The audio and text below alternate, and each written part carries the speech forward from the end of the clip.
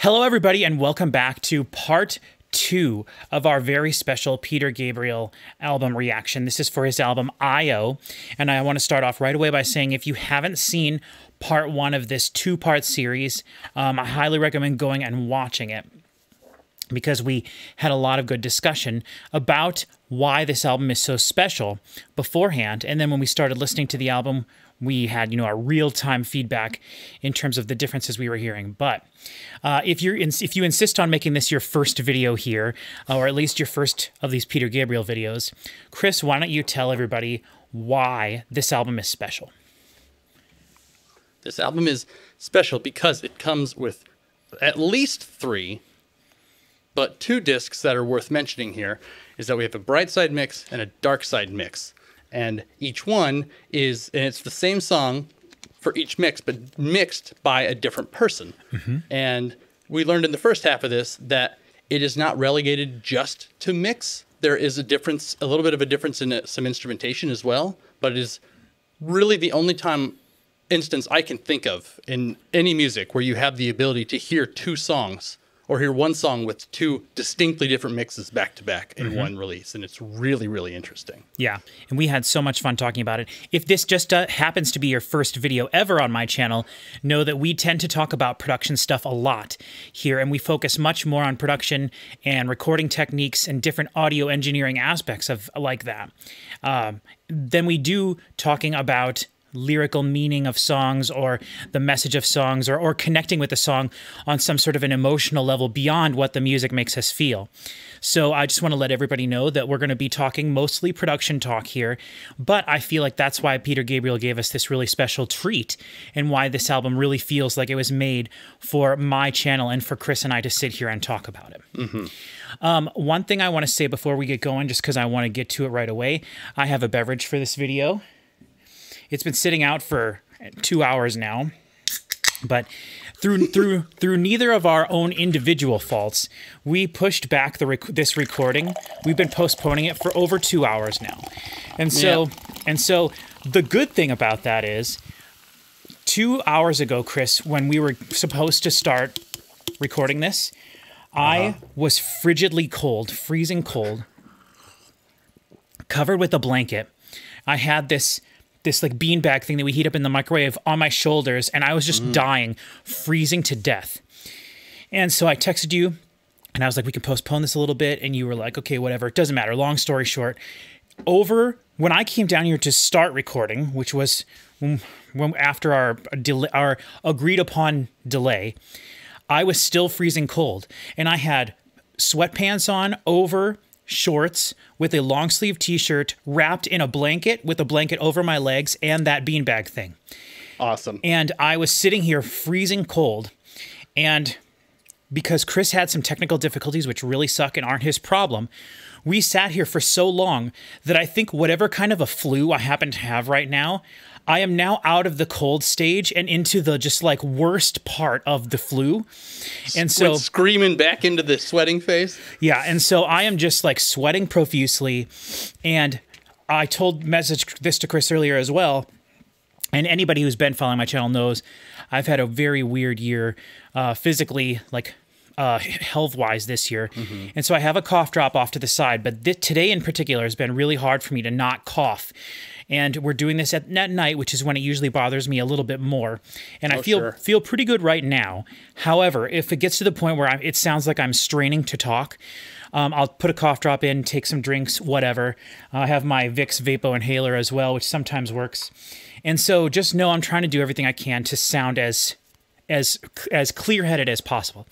The other thing I have to mention about the health stuff is I took NyQuil about an hour and 20 minutes ago, which is usually I'm destroyed by this point.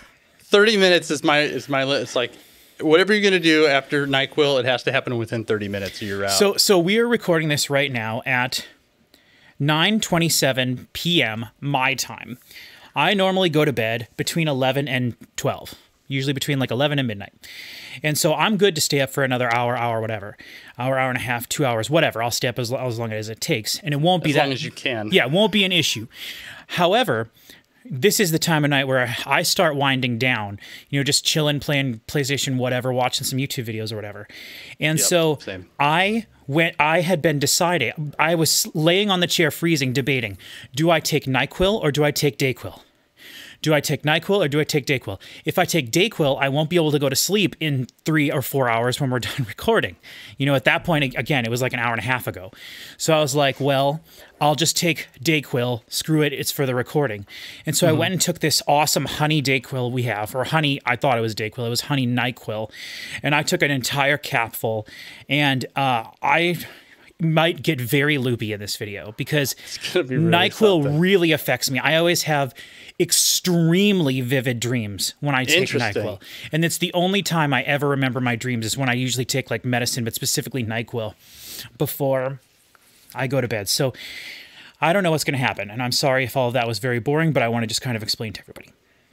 Give me an opportunity to download the songs again. There you go. Another thing that I want to mention is just a few things that have happened since we recorded last time. You got your physical copy in the mail, right? So how did that go? I did. It went well. I got it, and it has arrived, and I have it, and I haven't used it or done anything with it yet.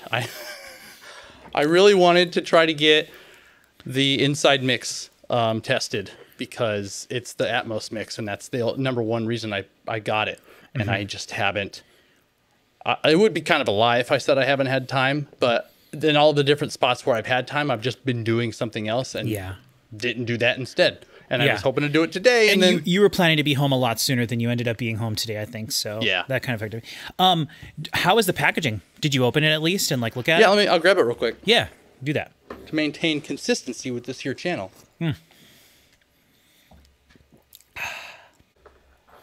Oh boy, you're frozen. Okay, there you go.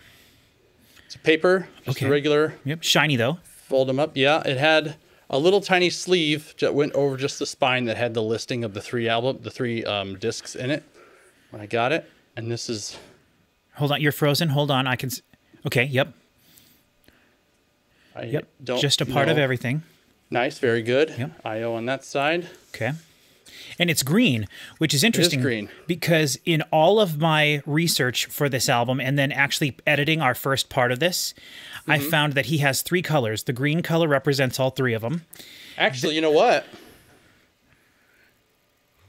The spine's got the coloring on it like the other ones you said. Yep. You mentioned. I forgot to look at that. Fantastic.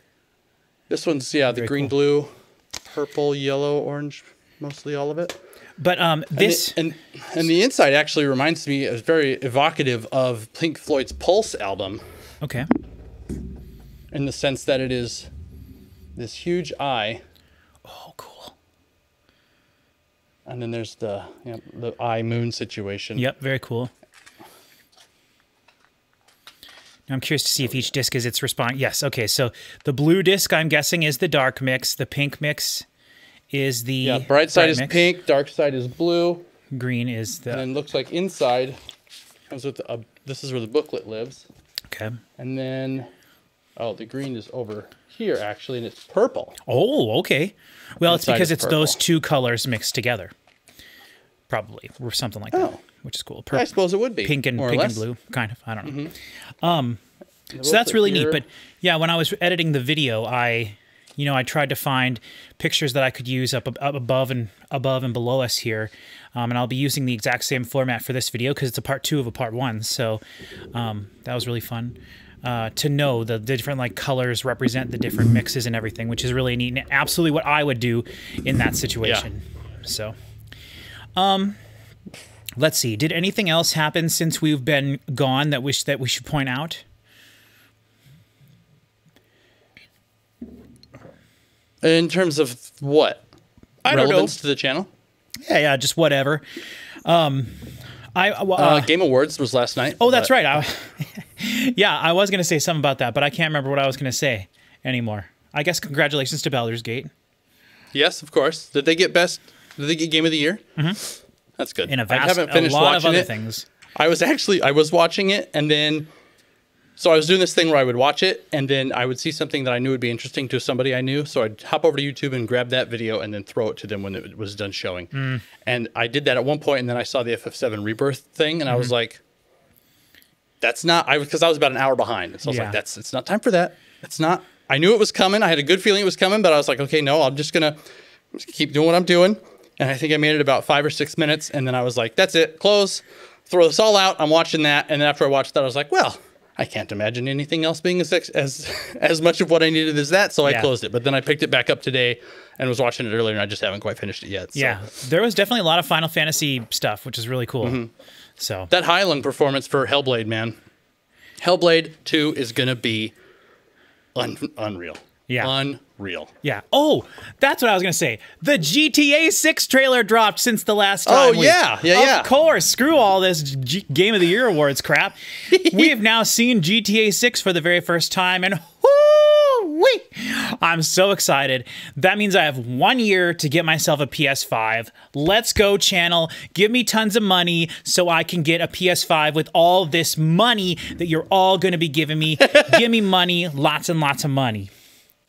I mean, that's reasonable. You've got at least a year because it's a 2025 game. So I would say, I'm going to say 18 months. Well, you can put that together. See, the thing is, I was watching a bunch of analysis stuff on the trailer today, and excuse me, and the people that were watching, kind of funny. Shout out to the best friends. They were saying that we're in December now, and they Take-Two announced that there was some sort of a big plan to their shareholders that they were going to be bringing in, having a record year with their 2024 fiscal, or financial year. And that the 2024 financial year runs from March 2024 to March or April 2025. Sure. So it might not be that far away. If they're aiming for a March or April, then we're talking only, 15 months away. But in any case, I'm so excited to learn as much as I can about this game. I think in past with a lot of different IPs, I've tried to steer clear of any information. But with GTAs in the past, I've just devoured everything I could get my hands on. And of course, that was 10 years ago when the internet was a much different place. And then 8 years before that or whatever, when the internet was just a tiny little baby. But I can remember making those screenshots. I can remember waiting for screenshots of San Andreas to load. Opening a page with 4 images on it and then waiting for it to load. Classic throughout the whole class period, just to see Franklin on a motorbike riding down a mountain or whatever. And the GTA videos that you've made, and I've seen a couple of them, are really very impressive. I don't understand how you would make something like that in the game. So wow, that's shocking. I rarely ever show those to anybody or anything, but okay. Yeah, for people who don't know. You showed me a couple that were really neat. Yeah, for people who don't know, when the Rockstar editor came out for GTA 5, I went gangbusters and made I think it was a series of 8 videos called Series of an Enlightened Man, taking Michael through the steps to become an official order of Kiflam.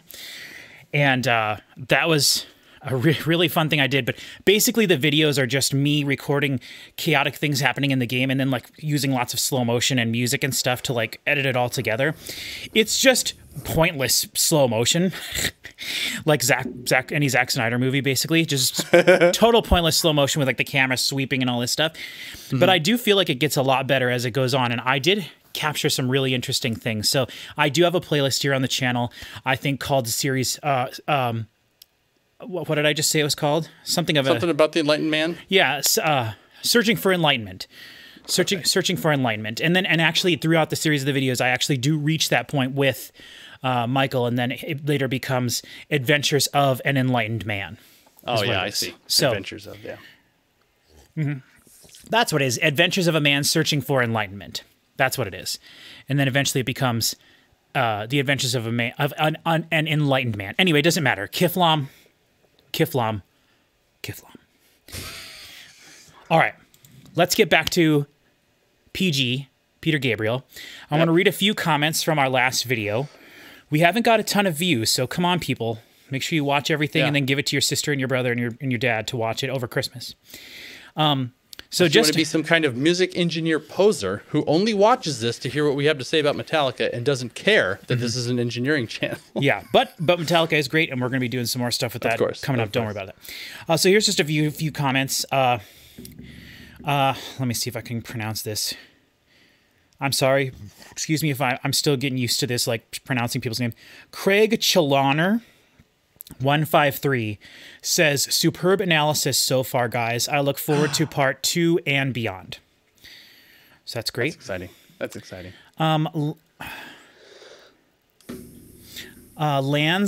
Lanzar La Luna says, Patrick and Chris, I really enjoyed this one. So fascinating and perfect for your channel. Peter Gabriel gave us a real treat with this project. Let me see here. This one I thought was interesting, and I wanted to get your thoughts on this, Chris. So this is from Rock of 1793. So at Rock of period 1973. I'm sorry, 1793. Let me say it one more time, all the way through, in case anyone wants to look this guy up and go talk trash to him. At Rock of period, like the dot, right, 1793. Great. He says, hi, guys. I'm really into Peter Gabriel's album, Us, and the earthiness of the dark mix reminds me of the sound of that album. Ooh. If you are into alternative mixes by a different producer, Pearl Jam's debut album, which was produced by Rick Parashar, got a treatment by Brendan O'Brien in 2009, 18 years later. The difference is nuts. Wow. All right. So I could stand to react to that anyway, because I traditionally hate Pearl Jam. Yeah, me too. I despise Pearl Jam, 100%. But he's giving us another version of this, which is really cool because... Which is so rare. Yeah, and we didn't know. We had said last time, like, let us know if you know of any other examples of this, so that's great. You should do reaction to Megadeth.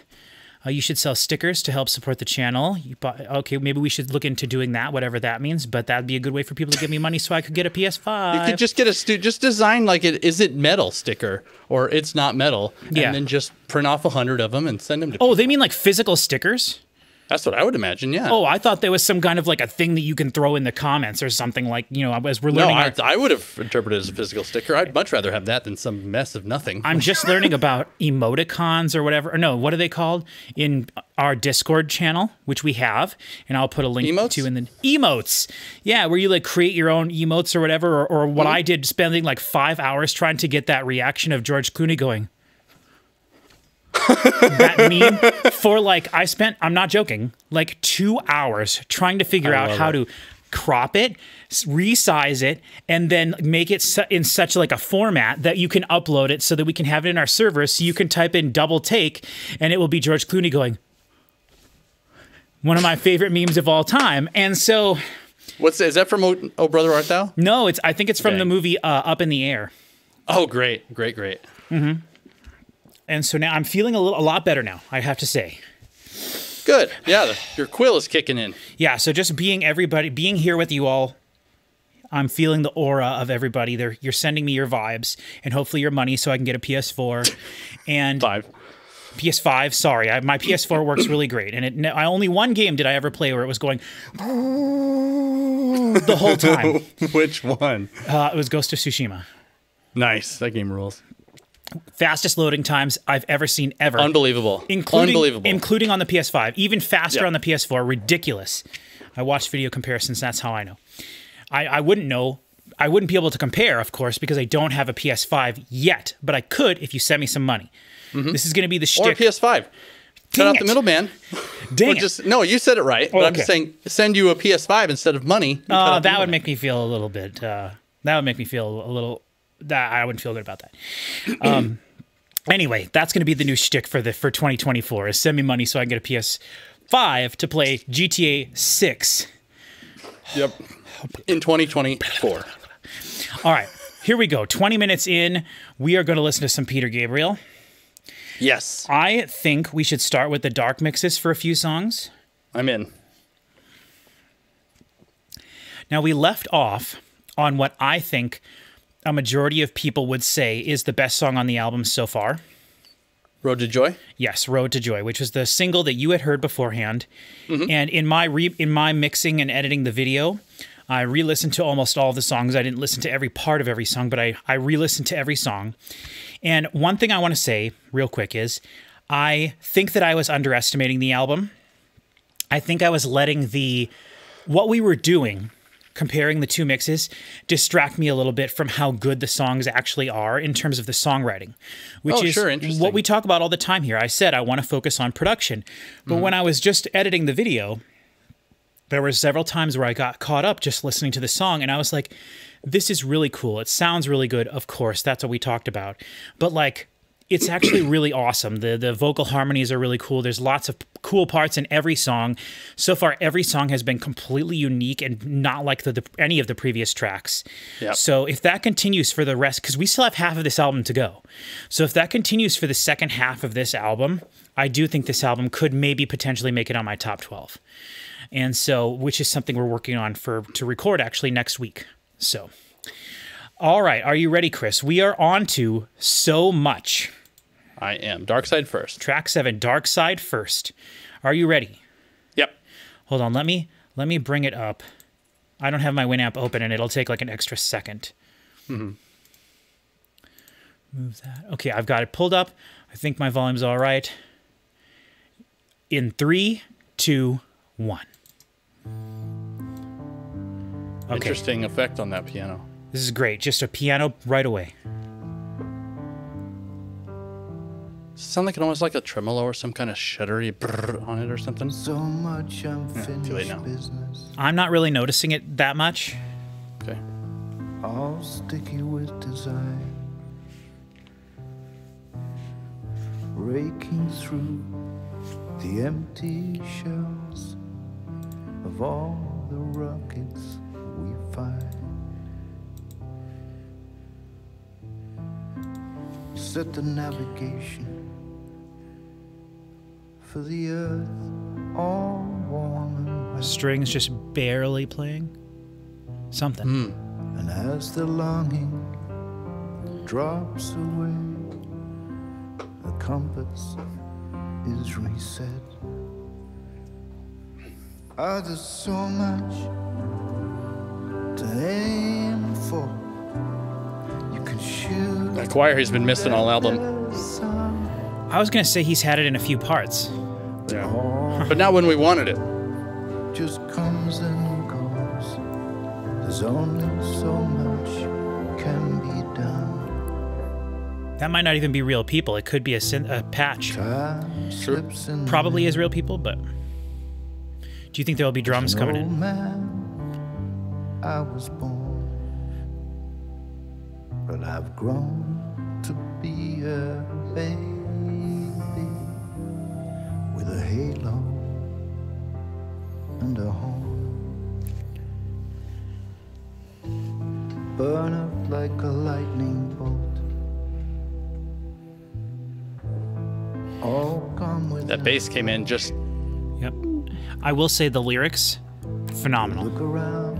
Phenomenal? Across the whole album when I was listening to them. Oh, okay. Interesting. Yeah, really nice. Will crash. I didn't pay attention to every song, So but much to live for. some really So clever much lines. Left to give. This edition is limited. There's only so much. There's some sort of a...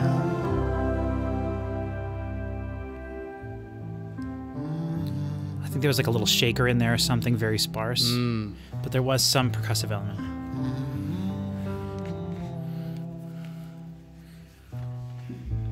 The body stiffens, tires and aches. Do you still hear that warble thing on the piano? In its wrinkled, Yeah. blotchy skin. Oh, there I heard it. With each decade, more camouflage for the wild-eyed child within. Oh, Now close your eyes for a moment. very subtle effect. Are there strings under that piano? Down and look above. I don't think... All the Might be a synth warmth pad with no high frequencies. inside of you. Like some of the lower notes sound like there's a cello under them. You love. Oh, there's so much to live Brass. for. Low end So completely gone. much left to give. Oh, there's some shaker stuff. This edition is limited. Not really a shaker, but some kind of like There's a only impact so thing. much Yeah, can be some sort of sand-based transient device. so much. Well, you can just tap on a. You can just tap lightly on a shaker, and it'll make a little. Shooting up a Maybe even one of those things where you put it on your hand and turn it, and you just kind of like give it one of those Kabasa? little hits. Yeah, maybe that's what that's called. Could be. We had our first vocal overdub there. so much can be done. I think those are real vocals. So much can It seems like it would be odd for him to cut that corner with everything else being so top shelf. Well, but 80s music was ripe with that stuff, so it could be like a throwbacky thing if he was trying to do that. Just make it like a synth pad.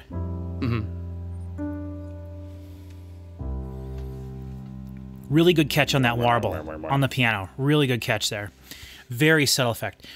Okay, so that's the second track like that we've had on the album. That was piano ballad the whole time. Super minimal, yeah. I think that the other track was the one that we said was like a Disney one. That was when we were talking about Randy Newman or Paul Newman, whichever one is the... Yeah, Randy. You got a friend in me. That guy.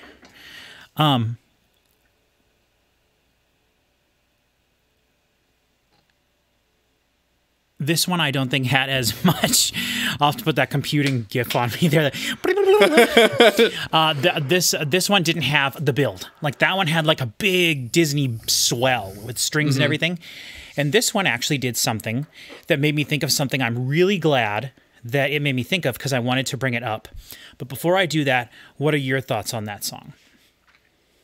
Oh, hold on. We listen to the other mix first, then we'll talk about it usually, huh? Yeah, we got to compare 'em. Okay. Well, I'll Almost save forgot my... how we do business here. I was like, so enjoying it, I want to talk about it. Yeah. Okay, let's go to the Bright Side mix. Yeah, because we don't want to forget the old one before we start the new one. And let's just go ahead and start that one. Ready? This is So Much Bright Side mix in 3, 2, 1. Okay, delay on the piano right away. More bass. Bass there. so much unfinished business. Ooh, What? right in my face. All sticky with desire. This is the complete opposite of... This is what the Dark Side mixes were like, drier. Looking through Oh, this is interesting. the empty shells. That is the All the rocket middle of my face. Did you come to my house and mix these files up? Did you rename the files? You sneak. Yep, you got me. for the earth, all warm and wet. I wouldn't put it past you to be able to hack into my computer and do it remotely. And as the longing drops away, the compass Wow, that bass is just rocking, playing high up on the neck. There's so much to aim for. Man, he is just right in the room with me. So when they play this live, depending on which mix they do, the bass player can either go take a nap or he's got to get ready to move his fingers very precisely. So much That's right. can be done. Time slips in the mirror I love this. This is cool.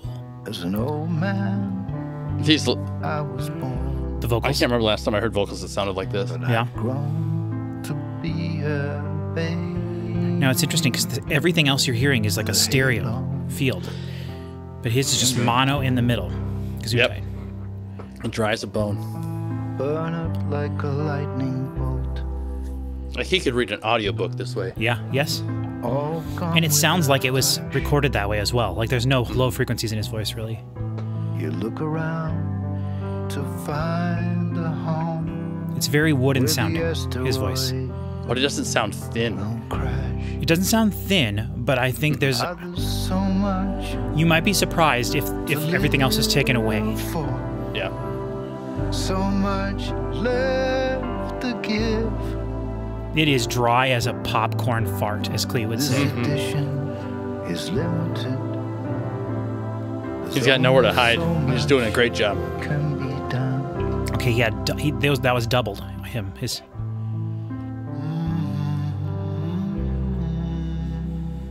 Nice. Nice.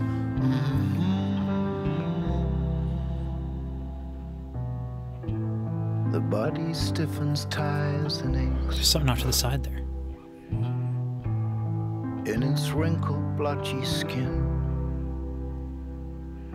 There's just something about old people when they sing about being old. Yes. Yeah. Because you know it's an experience that only they can have. And it's coming. You know, they don't got is. long.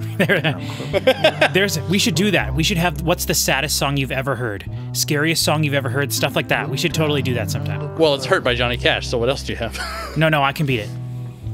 All the warmth That is a inside sad song. of you It's rough, yeah. comes from those you love. That bass, man. Oh, there's so much to live. This is so strange because this is the bright side mix, but he's using all of the low pass filters here on the background things. This edition And that was what the dark side mix was. Its signature sound was that, using the low pass to make things Yeah. sound darker.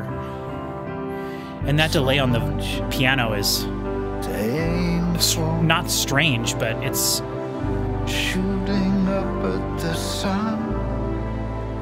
Everything feels so much more ethereal in this mix, and he's just come right in. You know, Yeah. it's more of a separation. So I definitely prefer the other mix over this. Which we did have several people say they like the dark mix. I think we had one or two people say they preferred the bright mix in the comments. only so much can be done. Look, I finished my pop and we're only on song 1, version 2. Yep. May have to go get another beverage.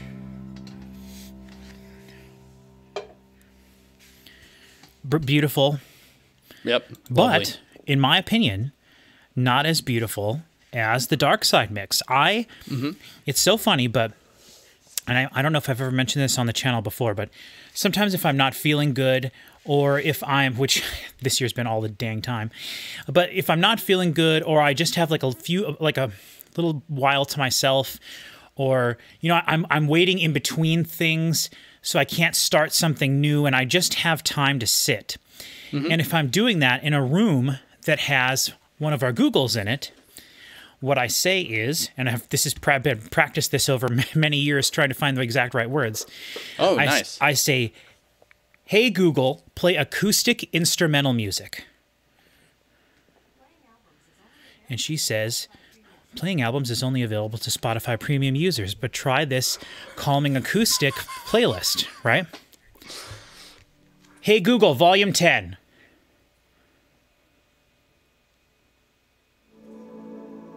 No, that's not right. What are you doing? Hey Google. Play Enya. Hey Google, stop.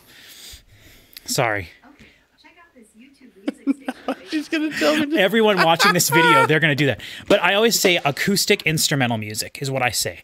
And she says playing calming acoustic whatever playlist. And I've thought about this for so long, and I think my favorite sound ever in terms of music is finger-picking acoustic guitar. Oh, really? I just think it is the most calming, technical. It sounds so cool. You can hear the woodiness of the guitar. Whether it's recorded good or bad, it can have different feelings based on how all that. I think it's really no great. strumming. No strumming. I do not like strumming on the acoustic guitar, as we've talked about before. But I promise I won't talk forever about this. But over the last few days, I've been trying to do, and maybe it was because of this Peter Gabriel thing in the back of my mind, but I was been trying to find the combination of words to say to get her to just play solo piano music, right? Oh, sure. And for most people, what that means is like chill, fall asleep music, right? Like chill stuff, even with the acoustic guitar. Whereas I'm sitting there like focusing on it like, oh, this sounds so great. And everyone else is just like, oh, but whatever, that's all music to me. But the last few days, I've had a few minutes, and I've been listening to piano music more. And I say all of that to bring all of this, all of that comes back to this song to say that is why I like the dark mix more. The dark mix sounded more like a single piano being played. So what did you think about those two mixes? I don't remember. I'm so sorry. Okay, right. For everybody listening, if I ended up cutting that out, I just talked for 20 minutes about this famous piano composer that I know and recording piano and It's fine. Trying to explain how to record a piano. I think the main thing to take away from everything I just said was that I think that all of the piano we're hearing on this album is probably not a live piano. Sure. It's actually probably a sampled piano on like a patch on a digital or electric keyboard that's probably a weighted, very expensive keyboard that Peter Gabriel has and uses. And it's probably a patch that could cost all the way up to like, $500, $1,000 for just the way this piano patch works. And the way that works is you go to a famous piano, you set up your microphones, you hit a key, you hold it for as long as you physically can. Boom, you just sampled that key. A single key, yeah. And then you do the whole you do piano the whole thing, and then but there's a lot more that goes into it than that, and I don't understand the full breadth of it, but I think that's what's happening on this album. It could also be that they are just like straight up recording grand piano. All the piano we've heard on this album, I believe, has been grand piano, not upright piano. And the point that you made in all of that talking was that it is so difficult to record grand piano in a way that it is balanced and stereo and like sounds as good as it does on this album, to the point where you would expect the stuff that they're using to be samples of the absolute highest level of recording for that sort of thing. Yes, 100%. So about that song. Yeah. Most of my thoughts definitely came out during the song, but the recording of his vocals in the Bright Side mix was such a surprise, partially because it was the Bright Side mix, and that is not how the Bright Side mixes usually sound, but also because I don't know if I can pinpoint any time I've ever heard vocals that clean, that dry, and that just sounded incredible. I would say off the top of my head, like something that would be maybe comparable would be that Fine Frenzy album that we talk about all the time. That was the first thing that I thought about, was like, if, because you talked so many times before about how the real like the sweetest plum of that album is how quietly everything was recorded. It's just super no volume. Everything is just inches, millimeters away from what it's recording. Yeah. And everything's played very quietly. Yes. Yeah.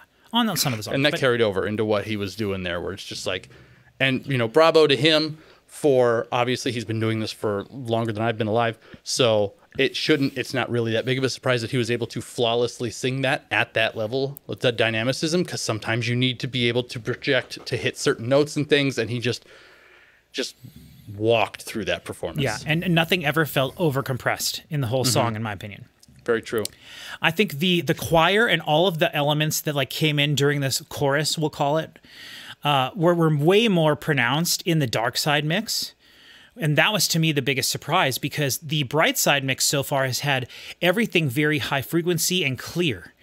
And it was more pronounced in the Bright Side mix. No. Okay. In the Dark Side mix is where they had the low frequency, the low pass filter over everything, especially towards the end of the song. Whereas you could actually hear the female vocals and the like backing ooze and stuff clearly in the Dark Side mix. Yes. Which is kind of a flip from what they had been doing. Completely agree. And I do want to say, I think it's really interesting that you point out the clarity of his vocals on the Bright Side mix, because I think the reason you think that is because there's more high frequencies in the mix. Sure.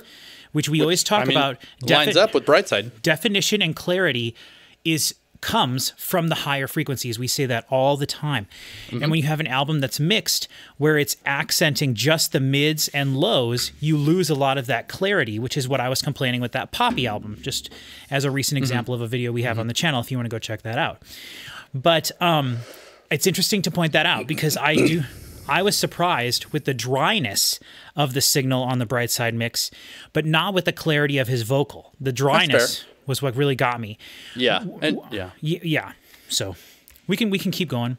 And clarity is not necessarily a word that I used in such a specific way as to make, you have to be confused about why I said that.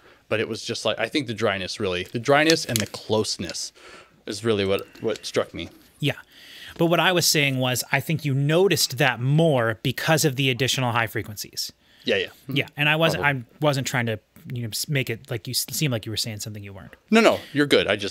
I said clarity, and I did not necessarily mean clarity in a way that I thought about using that word for the specific purposes of the use of that word. It was just kind of rolled into what I was talking about. Right. For sure. And you can, the way you reacted in the song, you can definitely tell what you meant. So, for sure. All right.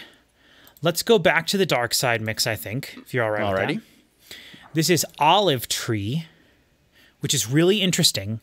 So, to me, Olive Tree, this song should have acoustic guitars in it for whatever reason. Interesting. This should be an earthy, tony feeling song with tree. Olive's obviously representative of tons of things, but yeah. So to me, Olive Tree, I don't know. I'm not basing this off of anything. I'm just thinking this song is gonna have drums. I think it's going to. This is me predicting. It's going to have brushes. Okay. It's not going to be a big beat song. We're going to have brushes. It's going to be quiet like the last song. Maybe it'll build a little bit, but there's going to be acoustic guitar, really beautiful, nice acoustic guitar, maybe as the basis of this song rather than piano, which would make it quite different from everything we've heard so far. My guess is that it has electric guitar. Okay. And is one of the higher energy songs of the album. Okay. And do you know that for sure? Just because... I don't know. Okay. I'm just guessing. I just wasn't sure. I was like, well, maybe you were reading online. You're like, Olive Tree, the second best single of all time, and the not at all. Okay. All right, Olive Tree, Dark Side mix, in 3, 2, 1. Wow, I was wrong. You are right. So far. Come on, acoustic guitar.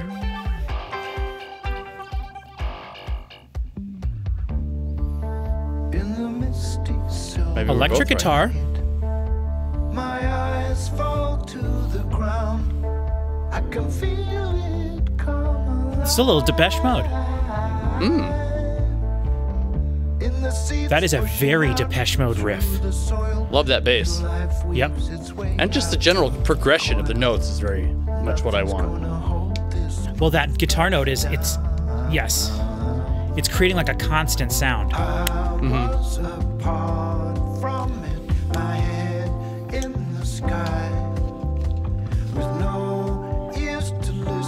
Here, electric piano. How much brighter is this going to be in the bright mix? Okay, we definitely have sticks, not The brushes. hi-hat on the left, just barely in there. We can totally hear it. Probably stands out because of the dark side of it. Boom!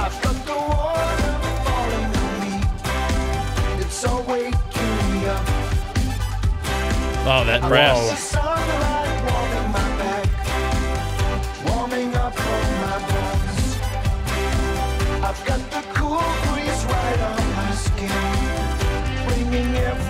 There's like some stick tapping, I think, in there too. Like, Yeah, right side. yes, but very like high passed to non-existence. And there's some weird large like boom concert bass in the back somewhere. Yes, yep. Spread wide.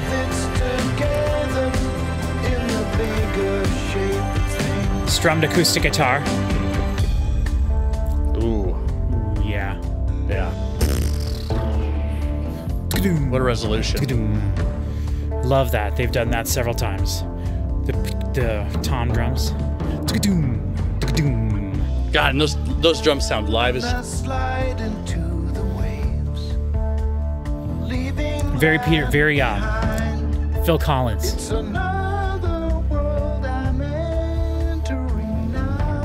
He's singing high frequency. He sounds almost like Damon Albarn here. pray sort out this Yeah, Double I agree. voice doubled. hold this pattern. Which we got some earlier because we were comparing to Brand New and stuff like that. Blue October, Yep. From it in a world which is also happening right now. Now that I bring up Blue October. Yeah. all connection 100%. to the place from which we'd grown. But here in this hell Wow. 6-minute song. I can Okay, good job. other minds and scan all the thinking, all the juice I can find. And it's I've got the water falling. Man, space. Voice being drowned out, I think, a lot. I've got the sun His voice? Yeah. back, Yeah. warming up on my bones. I'm surprised by the high frequencies in this brass. My skin, bringing every Remember, this is the dark side mix. Right. Guitar solo? connections Maybe? Coming? from one point to another, and we're all here just the same. Try to make some sense of it. Where I'm going now. Palm muted, acoustic guitar. Yeah, almost just to get the clicks. 100%, yes. The way it's recorded, yes. Just being used as a percussive element, 100%. Which it's so good for when you do Yes, yes. that. I should try to remember that. Yeah.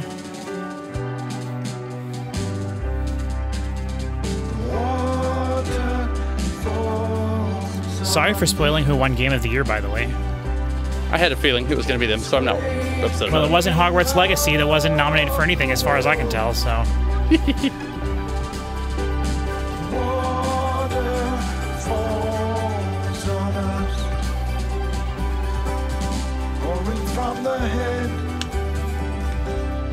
Little harpsichord there, maybe? Or hammer dulcimer, maybe? It's gone now. It's on the right. I was just grooving to it. I wasn't paying attention to that part.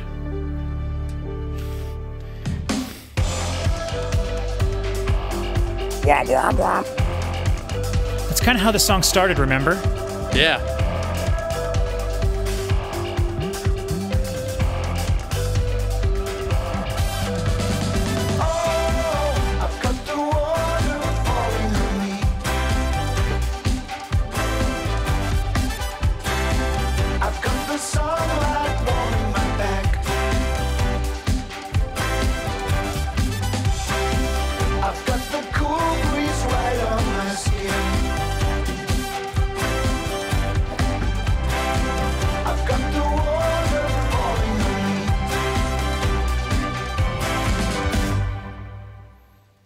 Is that it? Excellent.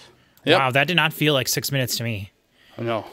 Interesting, though. I mean, it did kind of start somewhere and then go to a bunch of different places. And it did do the chorus 3 times with the brass. So, very interesting.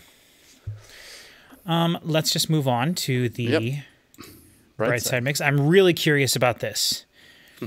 Because those brass could be super... I'm really curious. Yeah. I feel like... it's like, how can they get brighter without cutting right through your head? But they'll figure it out. And I definitely feel like the songs that have been more poppy with a lot more elements like this, which maybe this is stupid even to say, but those are the songs that we've been really noticing the biggest differences between the mixes, for sure. Yeah, and potentially just because there are so many different elements to change that it becomes, more so. One thing I do want to say about that, just real quick, I want to say almost every single time we were talking about something that was in a mix and we were like, oh, I didn't hear this last time, right? We did that multiple times. Oh, yeah. Every single time I went back and listened, it was absolutely in both.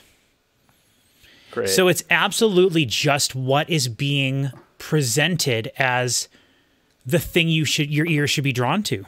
Yeah, and you can only pay attention to so many things at once, and that's what I was saying. Like, you could A/B this album forever, and you would find stuff. Yeah. Yep.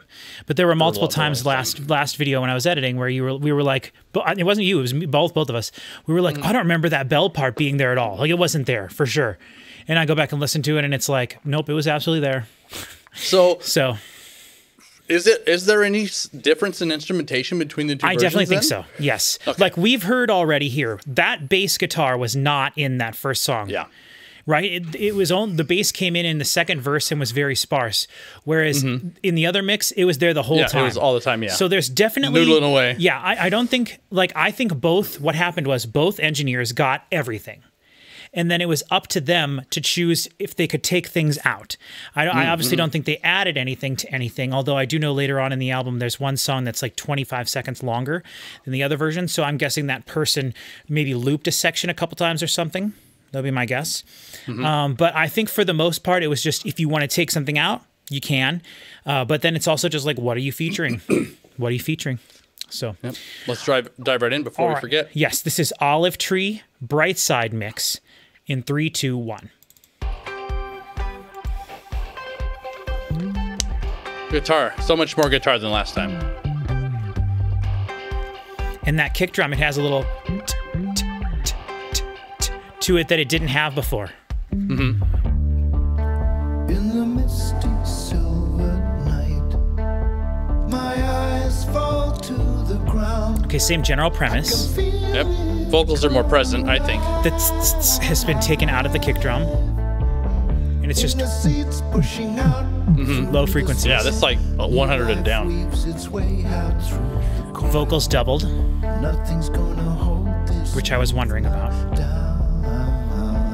Not a big fan of that, but they did that. Modest in the- Mouse. I was apart from it.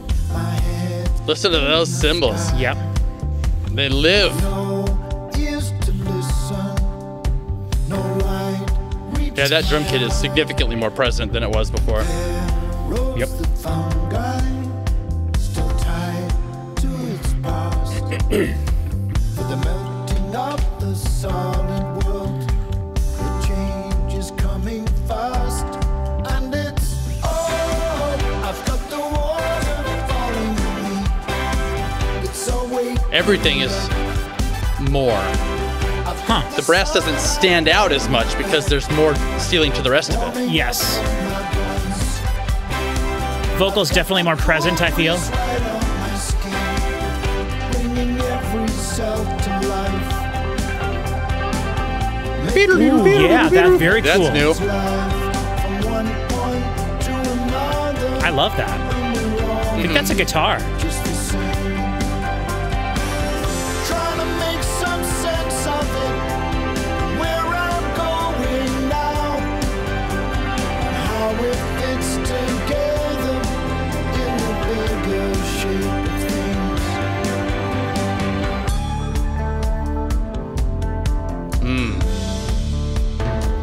Listen to the drums in this song. Way They less, live. those toms, way less pronounced than in the other one because, like you said already, everything else has a much higher ceiling here.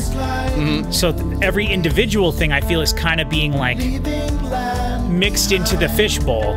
Whereas before, there were certain things that were sticking out of the water more. Yeah. I was going to say the cymbals, the high end of the drums is so much more present. I feel like those toms don't have to lift as much weight. Yeah. Nothing's gonna hold this back. And that those little synthy, you know.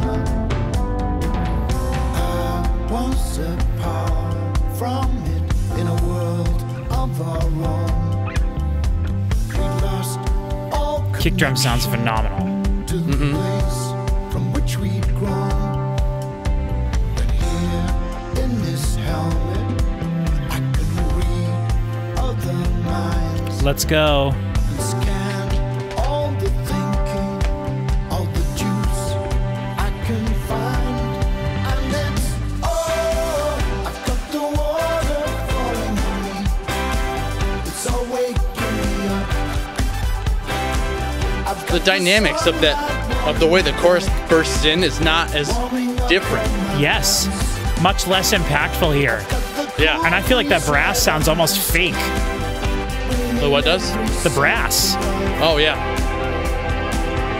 making all connections live from one point to another.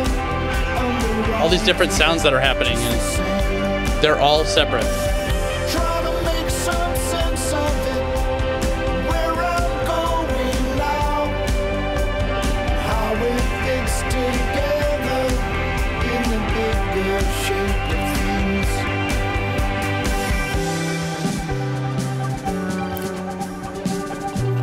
remember that snare roll at all. No way. That's new. There's like a left and right kind of low that bass thing. is I can't going. quite put my finger on what it is.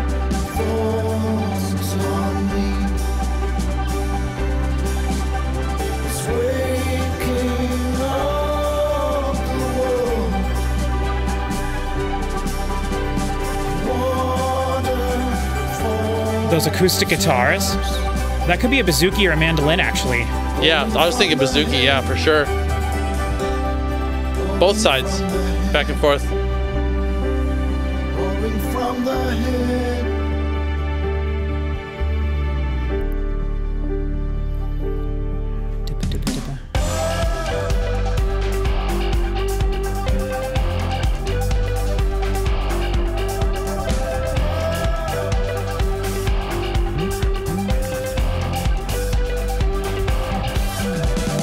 I've got the water falling on me.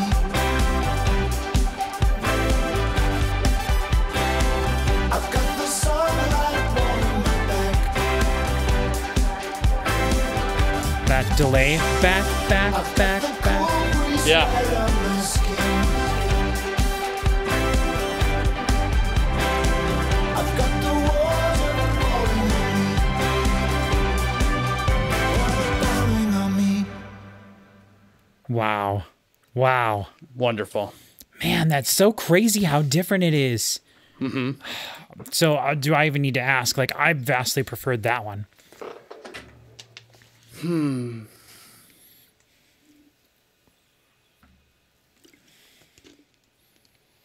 I don't know. I'd have to pick. I'd have to listen to them both again. I think I'm leaning towards preferring the first one, Okay. but I will definitely say, to me, one of the biggest differences, and we pointed this out, was that the chorus really hits harder in the dark side mix. yes, for sure. Whereas I feel like it had much less impact when it came in, but I just feel like all the special little things that you could hear in this mix that weren't necessarily being featured as much in the other mix, I pushed it over the edge for me. Plus, Yeah. I just like the song, like the way it was. And that's Yeah. that's the number one thing that's keeping me from ultimately picking that first mix. Is there's just so much happening in this, and it has the same feeling that the bright stuff generally has, which is it's more open. You have more air and space to hear different things happening and play around with everything. I do do think like that about it. I do think the brass sounded better overall in the dark side mix, though. Mm-hmm. If you could lift that brass and put it right in the bright side mix, maybe boost the highs a little bit, I think it would sound a little bit better. But for some reason, the bright side mix, the brass felt much less like a brass section and much more like it was featuring that trumpet. And it sounded Yeah. almost like a muted trumpet type thing or something. And it was like very, almost to the point of being shrill, which brass can do very easily, especially if you're trying to record it live. And my God, it's the loudest thing on the planet. But it was interesting how different it sounded on both of those mixes, for sure. Let me bring up that thing I was going to bring up earlier, see what you Yeah, think. And we don't have to talk about this for very long, but the idea of this album being special and like him having strings on songs when he wants them, like almost every song has had like strings on it, but like in that song, you really only notice the strings for the last like 10 seconds, you know, when they were building up at the end there. And so that takes like a special type of a project to have a budget and the resources and the studio, right, to like have something like that in a song, right? That's like a special project that has that. And usually what that means is that the whole album is going to be like a special album full of special things. And then you just plan it out in advance, and like all the string parts all the orchestra parts were recorded for the whole album in like one go, probably in one day, I would guess. And that's how all that stuff worked, right? And what that makes me think of is the type of style of music I've been listening to the most recently by a large margin, and that is Christmas music. Because, you can laugh and scoff at Christmas music, which everybody does, but I unabashedly love Christmas music.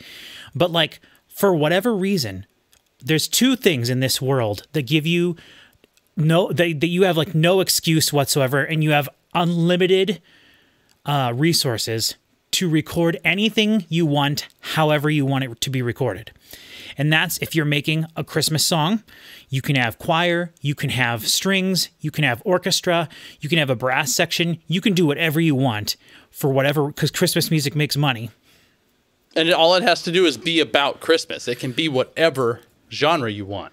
Well, Because it just has to be about Christmas. well, for the most part, yes. But I'm more talking about you know, like, if you're doing like especially if you're doing like a Dimmu Borgir type metal thing, you might want to throw some sleigh bells in, like you did that one time with all those songs. right. That's so funny you mentioned Dimmu Borgir because they just came out with the covers album today, and I looked it up, and every single song that they covered is a black metal song from like the '90s. So I'm like, this is absolutely a waste of my time. But Dimmu Borgir is just like my very favorite go-to like joke metal band. Yeah. Which isn't to say that I think that they are a joke as a band, but it's just like they're so extreme that it makes it funny. Yeah, I would probably say Cradle of Filth would be mine. That's Because a good Cradle one, of Filth yes. is just funny. But anyway, no, what I mean more is like Ariana Grande wants to go record a Christmas song. They're like, no stops. Like, let's pull out all the stops. Let's bring in the choir. Let's bring in the orchestra. Right. The only... And that's because that's another thing, too, is that Christmas music being so specific to a time of the year, it's like, it's evergreen. Like, you don't, the Mariah Carey Christmas song is still hitting fire once every year since 92 or whenever the hell it came out. Right. And so it's like you don't have to worry about a song coming out that you recorded and then it's like this is the big hit for June, July, and August, and then you never hear from it again. Right. It's like this is going to be a Christmas song until the end of time. And I think we've talked about this before too, but I think a lot of that stems from the fact that a lot of the the classic Christmas songs, the Nat King Cole, Frank Sinatra, Bing Crosby, White Christmas, all those songs, those were recorded at a time in the 50s and the 60s when it was not uncommon to have a big band or an orchestra perform with pop music, right? So nowadays, when Ariana Grande wants to go into the studio and record a Christmas song, if they wanted to feel throwback, and like I said, this is like one of the one of the times where a record label or whatever will be like, okay, let's give you everything is at your disposal. The other time that's an option is when you're making a song to be a James Bond theme song. Right? If you're going to make a James Bond theme song, everything is at your disposal, right? You got strings. You're getting money from all different directions now. Right, which most of the songs are chosen. They're not necessarily made. Like the artist might be chosen and then they are made from that, but some of the James Bond theme songs were made and then whatever. But song first, artist second kind of thing. Well, no, not necessarily. I think in every case it was artist chosen and then they make the song together with them. But my point there is that there's just like a special set of circumstances that come to be when you're making a Christmas song or a James Bond theme song, right? Yeah. And the Christmas songs in particular is what I'm thinking more in relation to this. But like this album has that.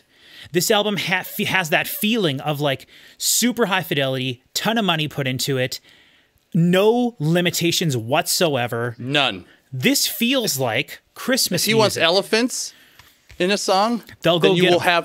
you will have the finest. You will have a descendant of Jumbo himself. Yep. I don't know anybody else who understands who Jumbo the elephant is who's still alive except for you.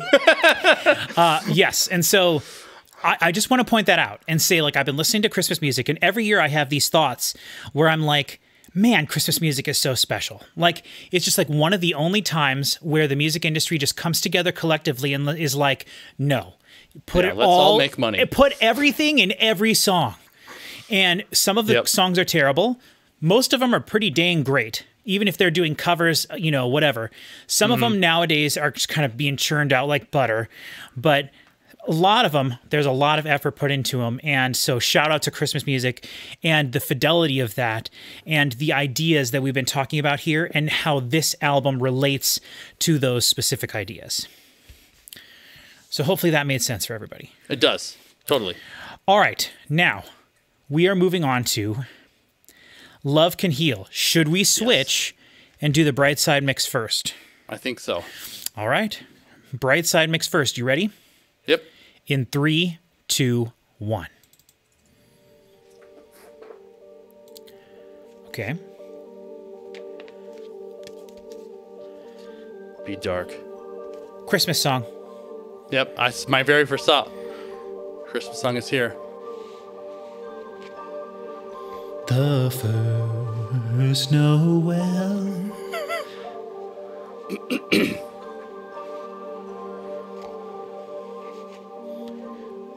Baby, it's cold outside. What if he just talked? Dry and harmless like a girl. Please, no talking. Ooh. Could we get an instrumental song? This is gorgeous. That's a cello, right? Yes. It is impossible for a cello played 40% well to sound bad. Anything like 40 to 100, cellos sound incredible. Whatever mess you find yourself, Listen to that bass. I think it's an upright bass, but all the attacks I being agree. taken away. regardless how you got there. It could just be kind of like an attacky, like a drum being played at the same time. Yeah, maybe. It's weird, yeah. This also sounds like Damon Albarn. Okay, okay. Left you standing there. Yeah. defenseless. This sounds like his most recent solo stuff.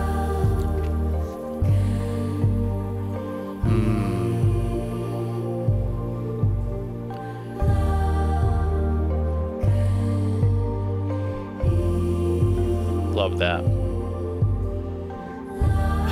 It's like you can hear in the background, you can hear the musicians in the orchestra moving around or something. And I love that.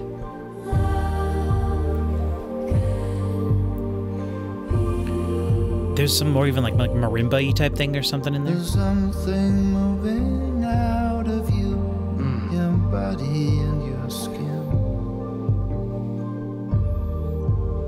Like mist comes from the That's so weird. I did not think of Damon Albarn at all the first half of this album. You know, we were talking about Justin Furstenfeld, sense it when the cold is but this is just screaming Damon Albarn singing S2D from the Gorillaz to me. Yeah. alone. Yeah. You face what's coming. And almost Ramona Falls, too. I don't know what that is. Yeah. Now I'm starting to think that thing is a bass and a drum put together. Boom. Boom. I don't know how it could not be. It's such a Well, if funky way it to... was a plucked bass, though, it could have that attack on it. Yeah. We'll have to see in the next mix. I can breathe There's the the cello coming back. air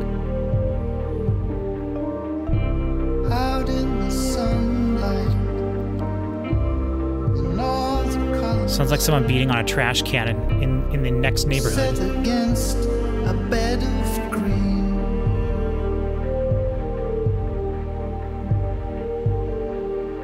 Love those bells. Yes. Super, super soft transient. Like, they don't even... Just cut the end front right off. Brilliant to start the song that way to establish them. Yes. Oh, he adds himself with those vocals now. Yeah, this is Blocktober. Could do this. Yep. Another 6-minute song, too. And Imogene Heap. Yeah. This is amazing. That cello, man. Yeah.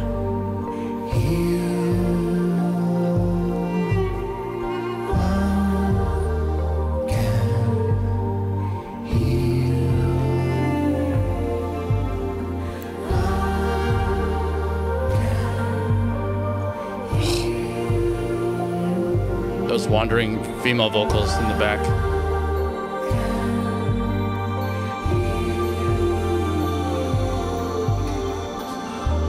Great Gig in the Sky. Oh, yeah. Happy I knew that. That video is going to premiere sometime this month. When I quit forgetting about it. I don't know what you're saying. That video is going to premiere sometime this month. Oh, good. When I Okay. quit forgetting about it.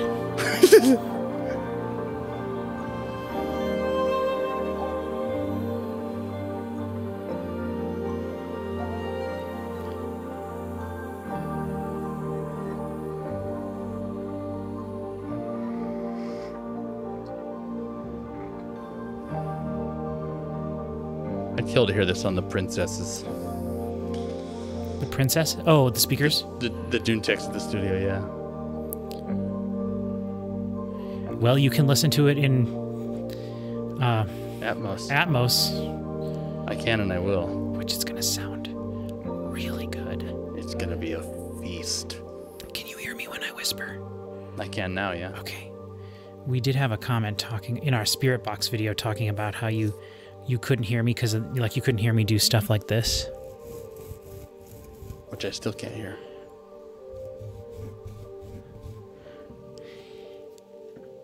There was a good comment about that. They want us to do a ASMR video for 2 hours. I refuse. Me too. I cannot stand people whispering. Oh, I don't mind whispering, but it's the worst thing to do to your voice. What, whisper the whole time? Yeah, whispering actually hurts your voice a lot. Good.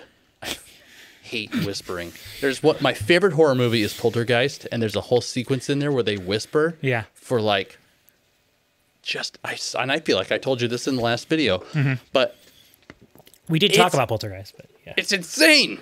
I hate it. I cannot stand the whispering in that. All right, let's just go right to the next one. Love Can Heal, Dark Side Mix. Yeah. Are you ready? 3, 2, 1.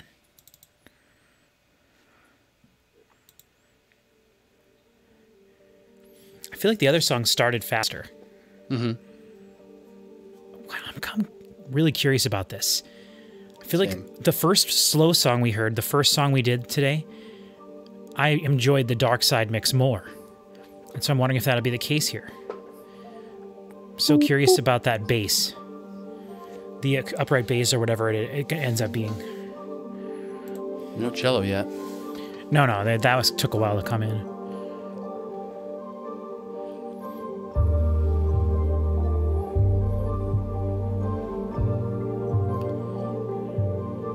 More percussive elements. Still no cello. That is definitely an upright bass.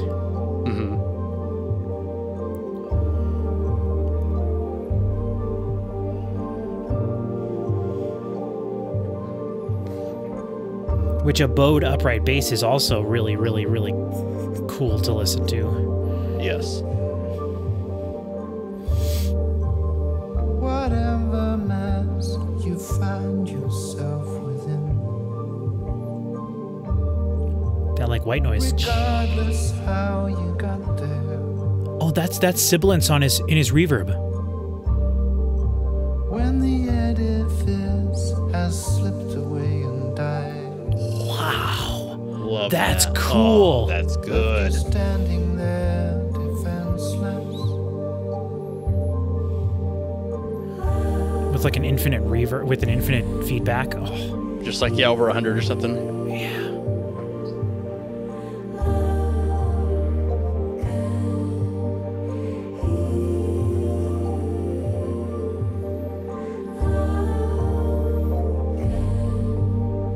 There's like on Can, there's like a concert bass again, just. Not that time, last time. There's something moving out of you, Did they do the cello part? body and your skin. No cello in this. Not yet. Like mist comes from the water. Oh, that The bass is- reverb. You can sense it when the cold. That's just the coolest thing. That is such a unique. Normally, you would literally kill yourself trying to prevent that. Yeah.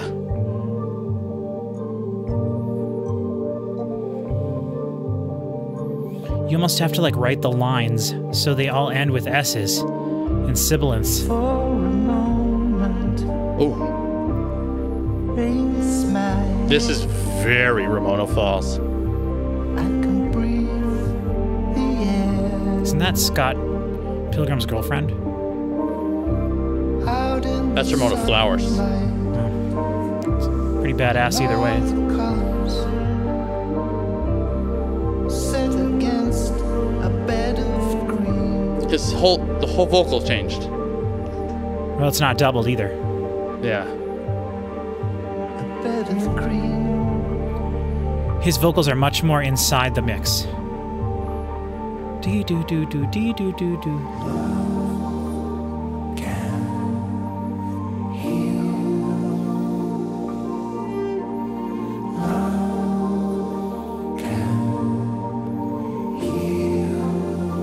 Barely singing on the right, just heal. Yeah, like a whisper. There's that thud again, that bass. Yeah, and he can't hold the notes out as long as the other one, but it doesn't matter. I think he's... I heard his nose whistle there. And I'm not complaining. No. As a nose whistler Cello's myself. finally making its way back in.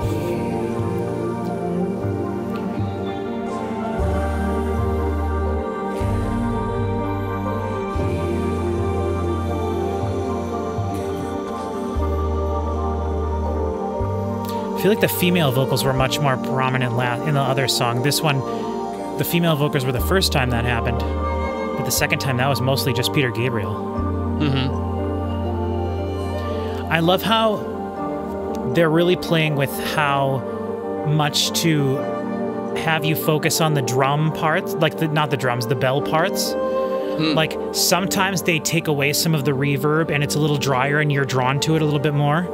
And then when anything else is happening, they add more, it becomes a wetter signal and it just kind of blends into the background, like the underlaying soup, like we call it sometimes.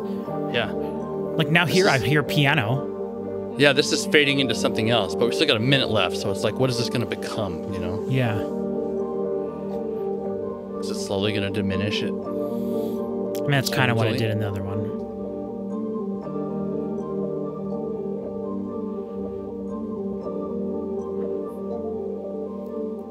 Bum, bum, bum, bum. Bum, bum, bum, bum. Bum, bum, bum, bum. Sounds like some of those tones, some like specific frequencies on this are almost distorted. Like they have like a kind of a bloominess to them. He did that though, remember? The Dark Side mix had lots of distortion-y stuff at the beginning. Especially that first song, there was like a whole part that was distorted that wasn't on the other one and it made the whole thing sound completely different. Yeah. Wow. That was the second one, right? We would listen to the Dark Side first there? We listen to the Bright Side Bright first. Side first, then Dark Side. Yeah. Wow. I think I cannot tell of those two which I prefer. I really liked... sorry, go ahead. Oh, I was just saying, I think I like the Bright Side. I like that cello. It's just, it was singing, man. Yeah, for sure. I don't think that there was a ton of well, there was, though. I think I would probably say the Bright Side mix for this one as well. Uh-huh. I think I liked the inclusion of the female vocals more. Yep, I agree. And you're right. They're more prominent. I almost feel like there was like a whole section missing from the Dark Side mix where this cello was like the featured thing. Did we not have, maybe, did we? It came in right at the end and it was higher to the point where it almost could have been like a viola, but I think it was just like played way up on the neck or something. A slightly different part. And it did come in eventually, but not till almost the very end. But otherwise, it didn't show up at all. Yeah, that's really weird. I mean, it was like a featured prominent instrument in the Bright Side mix. So, all right, let's continue on. We got three more. Should we stick with the Dark Side mix since we're right here? Let's do it. Yeah. This is Home Dark Side mix in 3, 2, 1. Oh, yeah. I was going to say, it's been a while since we got the groove. The band. Oh, that.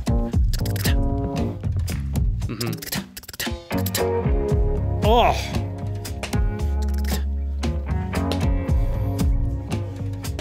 Oh, yeah. You could not program that no matter how hard you tried. Into the deepest sky. Watch, we do a little bit of research on this, and there was literally no acoustic instruments on this entire album. Even Peter Gabriel's voice was AI. Yeah, he's been dead for years. Yeah. This is home. Ooh. Home is where I need to be. I know you are my home. Running down these roads. Remember that cymbal hit there. With no way to see through Phil Collins is back. Struggle through the buzz and the grind. Of one thing I'm certain, I know this is home. Home is where we need to be. I know you are my home. That bass. Yeah, those. The kick is just, it's a throat full of beef, man. Yeah.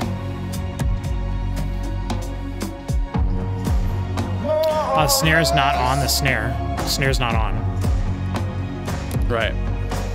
When you strip Or severely deadened. everything down, Got a towel between there. all the feelings flow.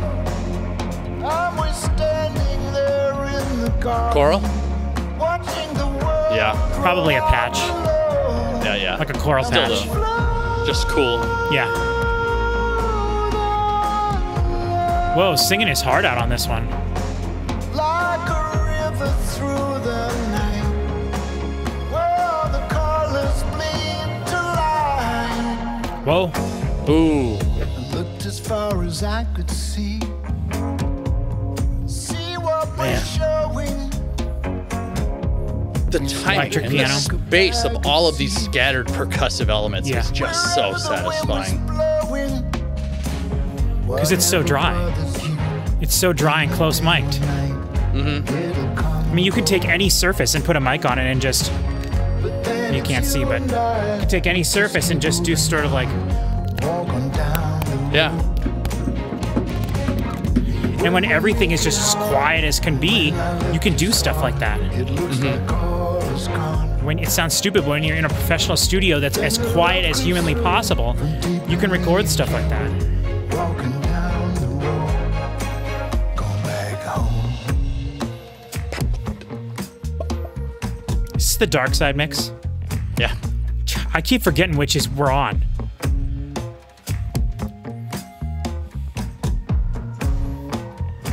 God, it's like he's hitting that snare with his fingers. Like it's just so flat. Answers, but they're hidden from Love it. you.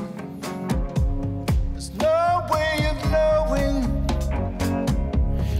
I'm so torn. Is that an electric piano, like, or is that a guitar? There's nowhere else I'm going. I think now it might be a combo of both, but I know this is home. yes, going back to the chorus third time. Thank you so much. Where I have Just don't fade out and you'll be a great song. I know you can do it. this is my home. He hasn't faded out at all yet, I don't No, think. that's beneath him. He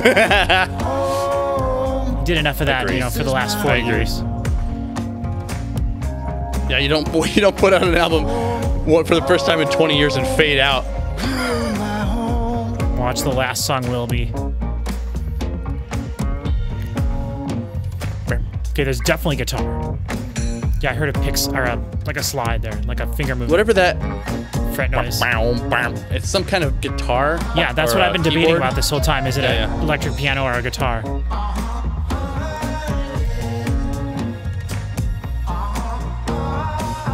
They're gonna fade this out, aren't Definitely, they? I think it's both. It's got like that Stevie Wonder like kind of sound to it.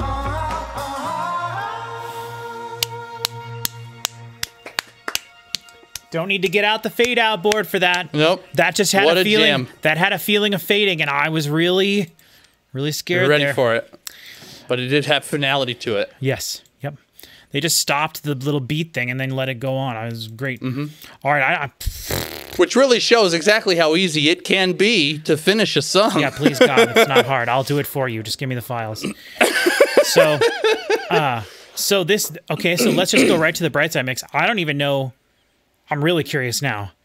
Yeah. If it's just can't wait. what we just heard plus high frequencies and everything. It's going to be different. Let's it's go. going to have stuff you don't even imagine. 3, 2, 1. Oh, the claps. They bring so much to it already. Then that first kick hit, I'm like, you just killed me. Huge, yeah. It's like an earthquake.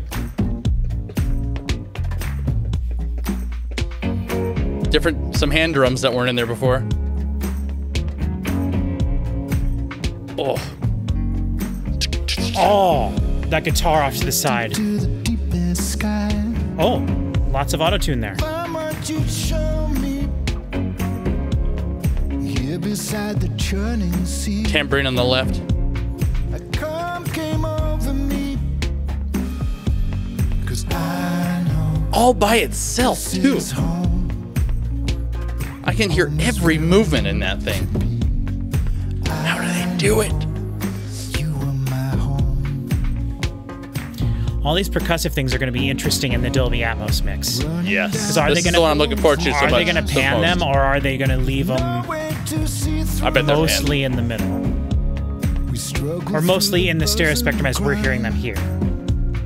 One thing I'm Because certain, as crappy as it is to say, usually like surround sound mixes of albums, it's just mainly the reverbs and the Oh. effects that get put into the back channels at all. I think, like, that tambourine I expect to be primarily left rear. Okay.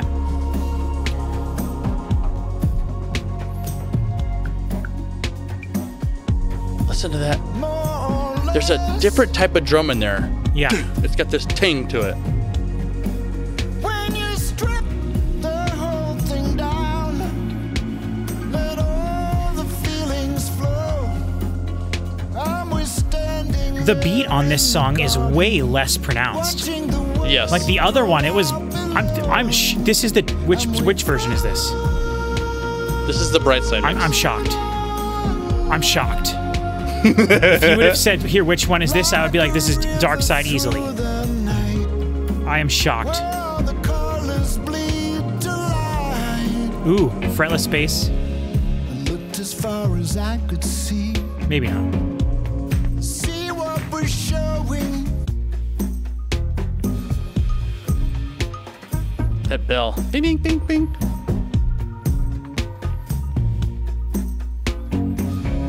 Looking for answers, but they're hidden from view. There's no way of knowing. And here I am holding you. There's nowhere else I'm going. There's like a in the back. Sorry for the last like minute. I have just been a million miles away. I totally just left the whole room and space and time and everything. It's the quill. It's taking you. Okay, focus.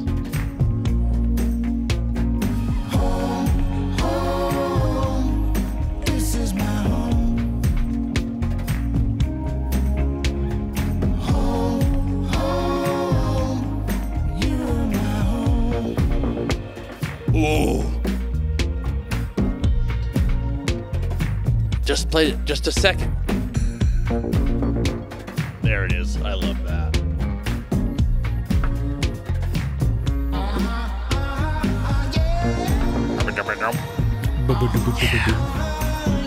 What a great sound.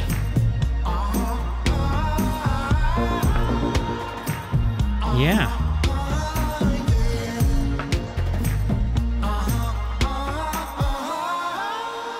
Is that the end? Wow. All that guitar stuff that we were debating about, where there was the guitar or the whatever. Yep, gone. Not gone. It was off to the left, or it was off to what would be your right, but it was just a pattern repeated, like a bunch. It wasn't any of the like improvisational feeling of it that I noticed. Sure. Wow. yeah. And there, yeah, that. But like that was not in the. No.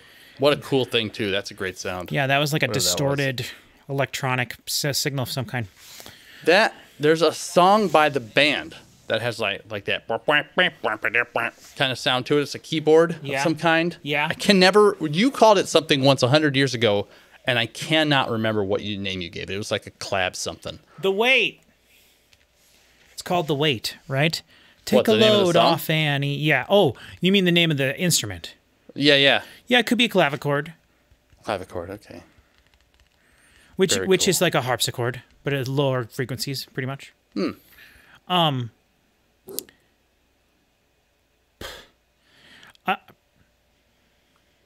I was going to say that definitively I like the dark side mix of that better. And I still think I am going to say that. But that ba-dooba-dibba-dooba thing was a really cool moment. It was. I love that. I don't think it was like cool enough to bring my overall enjoyment of that version up to the point where it would beat the like. I just think the beat of the Dark Side mix was more prominent throughout the song, and I liked that aspect of it. This was the Dark Side mix, this last one. So I think you mean the Bright Side. No, we just listened to the Bright Side mix.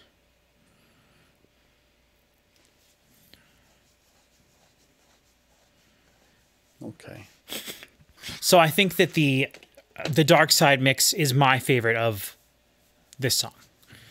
Okay. Which is really interesting because I think if anybody's been keeping track, You're getting close to 50-50. I'm getting pretty close. I think overall I would, because that's the problem with this, if I were to get these CDs, I'm only going to put one in. You know, which one am I going to put in? Yeah. Probably the Bright Side mix, I would think. So, all right. Which one do you want to do first? Let's do the Bright Side mix. Okay, Bright Side mix. And still. And still. So this is going to be a slow one, right? Yes. I'm not looking at the time or anything. I'm just, and still. Still. Stillness. I don't know. You ready? Yeah. Bright Side mix. And still. Track 11. In 3, 2, 1. I should have thought that this is the 7:45. Oh, I should have thought that this is the penultimate song, so it won't be the slow song, because I'm guessing the last song will be a ballad. But knowing that this Live is and Let Live. knowing that this is a Metallica length song, we could get a lot of things here. Yeah, we could have a lot happen here. But we probably won't. It'll probably be mostly the same thing for 7 minutes. Maybe this is instrumental. This reminds me of the Journey soundtrack so far. Oh, okay. Austin Wintory. Whoa. Okay, I just got to the piano stuff.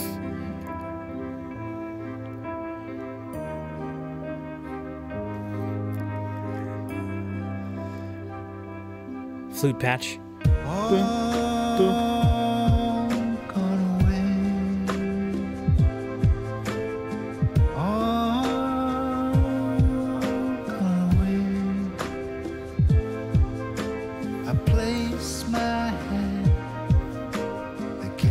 Dude, that flute, whether that's a real flute or not,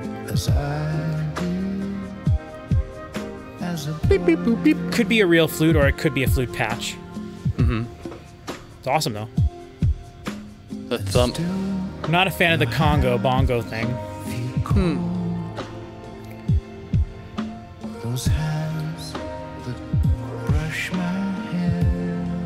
Huh. Do you think there's sidechain on that kick, thump, whatever that is?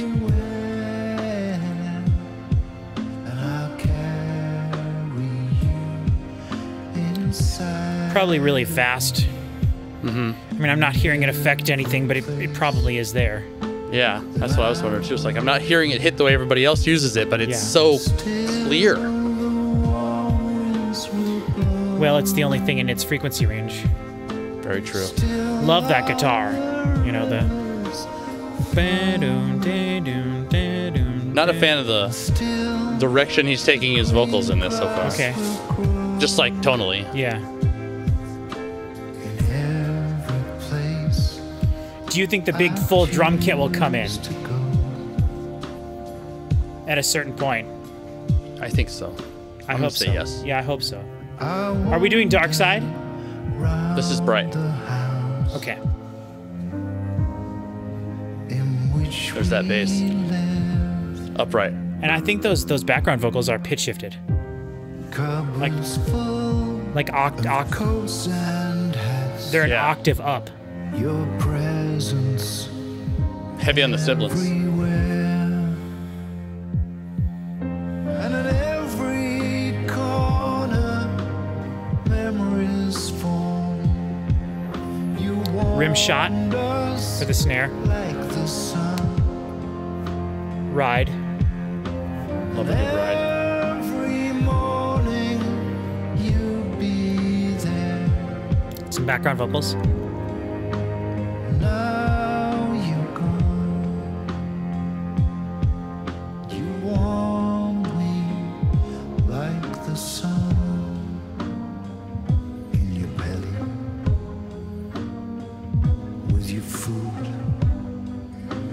love of family Whoa. and friends, the Choo-choo, dogs and the choo-choo, horses too, choo-choo. and the life of the conversation, connecting one Pizzicato. and all, and your spirit would find Maybe. its place, its home, its face in the music. I wish he'd shut the hell up so I could tell. I know, right? But no, he sounds great. Yeah.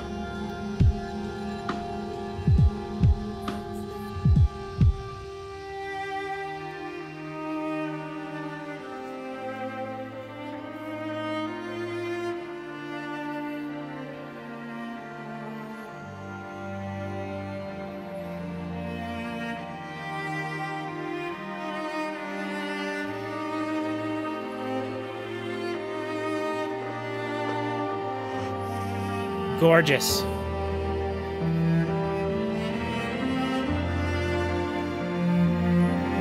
This is going to sound amazing in that Atmos. Oh yeah. I cannot wait. Orchestra always, especially good recorded orchestra like this. They can use reverbs and basically recreate famous areas. So if you can buy like certain classical albums and mixed in surround, but what you do is you can change the track, and each track has a different stereo reverb that's emulating different buildings. Oh wow. Yeah.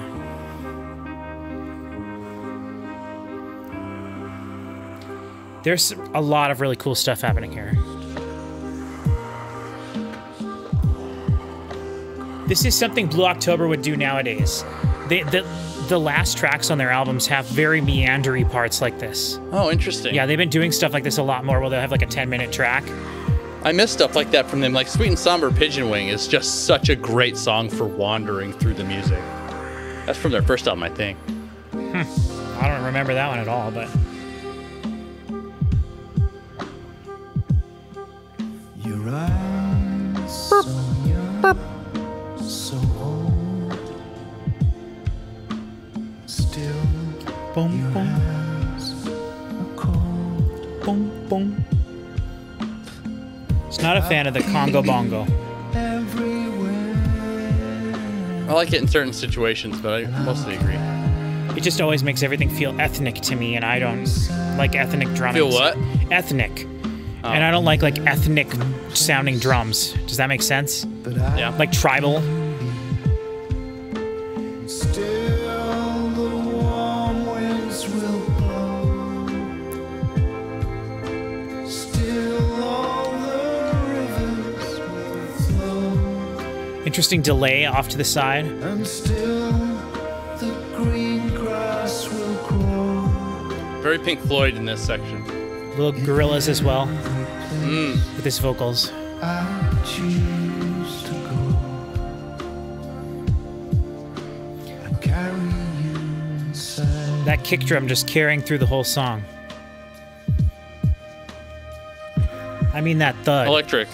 Yeah, that thud. Oh. You know what I think that was? Someone Not even in. Yeah, yeah. Go someone rubbing a triangle. ahead. Oh. Yeah, because I was gonna say that's not an instrument. The way that it's played. Yeah. It was that was more of somebody's car keys than anything. Yeah, I think that was a triangle and someone was just rubbing it softly. That makes sense. Yeah. Yeah, that's a cool. Wow. Does that count as a fade out? No. It definitively ended for sure. That was a very meandery song. Yeah. And sometimes I enjoy meandery stuff if there's Same. a purpose for it.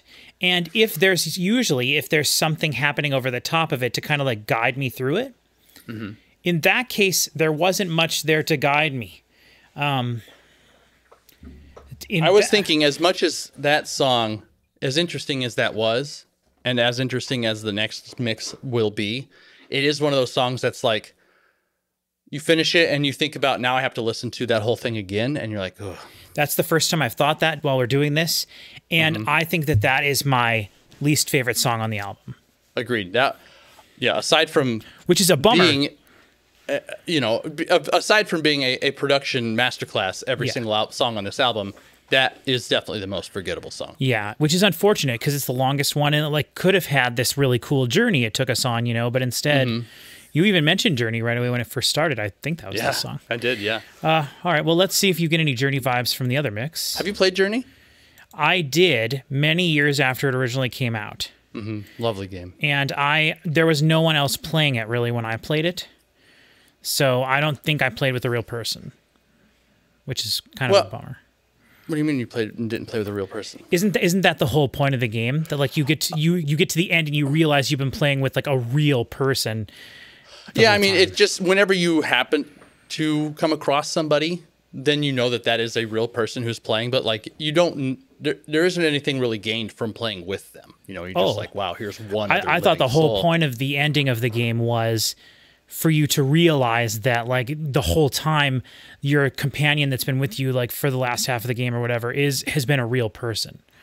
No. So I don't know. I only saw like one other person while I was playing. Yeah, so. same. You really don't ever find other people in that game. And but when you do, it's like this really great little surprise of like, oh, wow, another person. Okay, so let's, that was the dark side, bright side mix? That was bright side. Okay, so let's go to the dark side mix. This is And Still dark side mix in 3, 2, 1.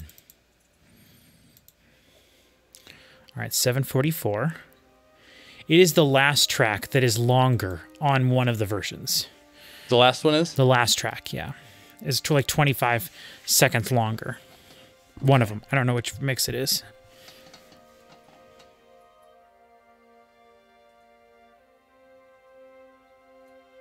Longer on dark side. Okay.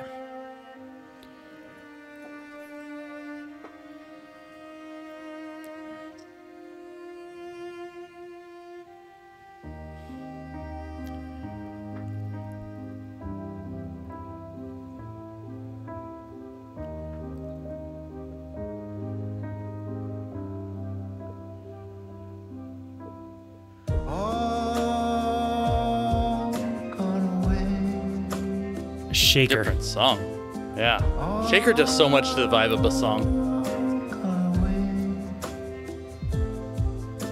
I place my hand Those weird up and down violin bits in the back. as I did. I think that's the flute part. Could be. And it only did that in the first verse last time, so we'll see. And still your hands feel cold. Those hands that brush my hair. Okay, still got the pitch shifted vocals off to the side. I feel you everywhere.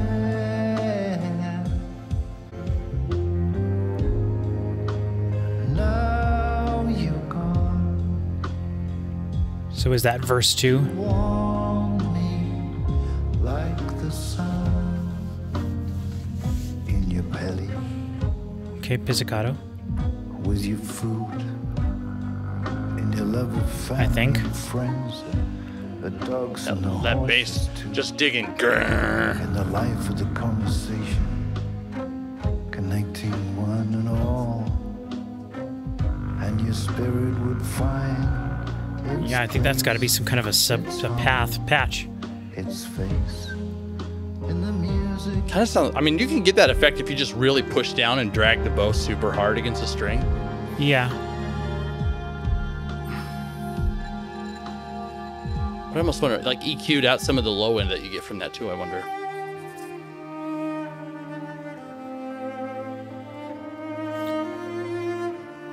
Okay, now we're back to kind of the beginning of the song, the way this one started.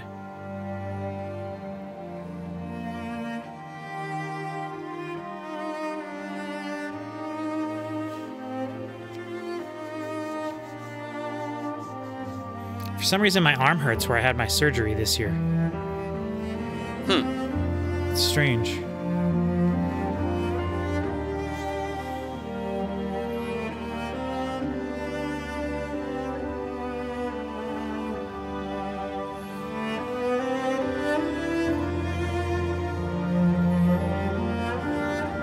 Definitely feel the strings a lot more in this mix.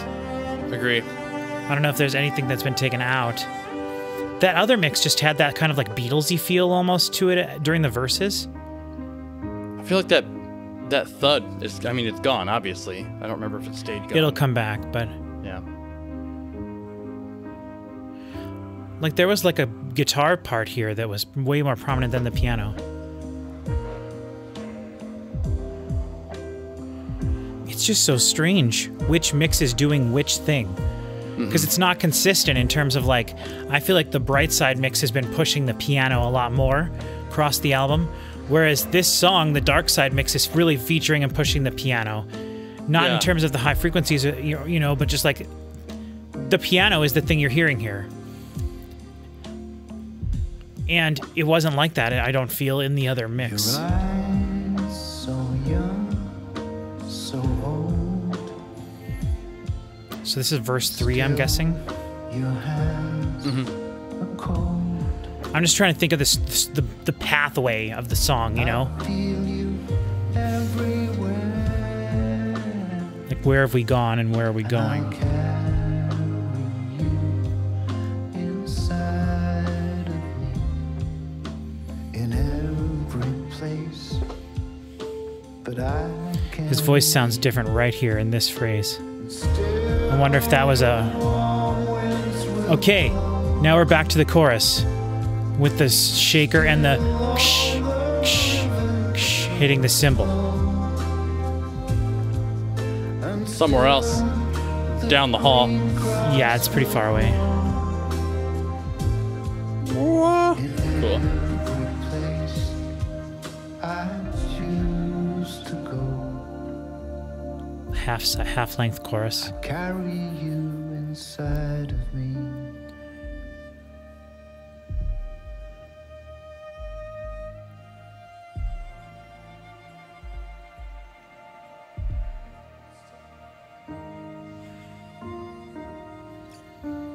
I can't believe that, to me, some of the Dark Side mixes are just like so much better than the other ones. It blows my mind because I just didn't think that was going to be the case. Like, definitely this half of the album, I think I prefer the Dark Side mix more than the Bright Side mix, and that is the opposite of the first half of the album. I'm shocked. How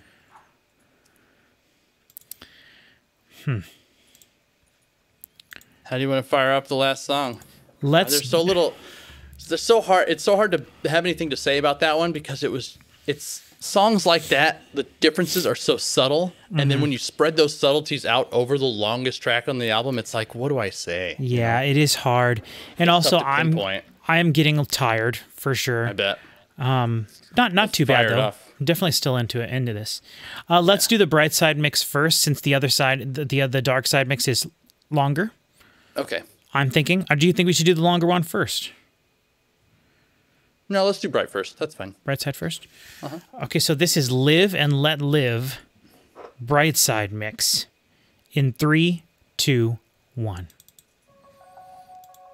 So this is, oh my God, 6 minutes and 46 seconds. Holy cow. Okay, nice reverse piano stuff. I think reverse stuff. Not sure exactly piano, but... Brushes. Yep. Very nice clean brushes on the snare there.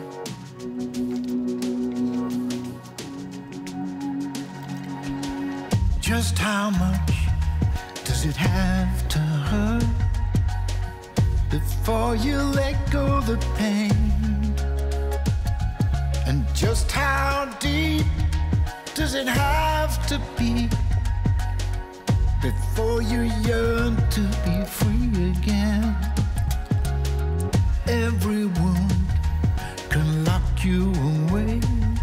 You can walk or you can choose to remain. But every day can pass you by. I think it might be guitars that are doing that. Yeah, I was trying to figure out what it was. This is how it turns. Give me a catchy chorus, please. This is what we do.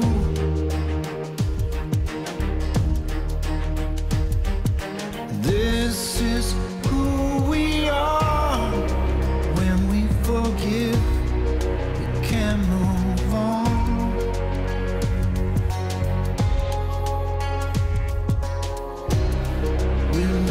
all the shackles one by one.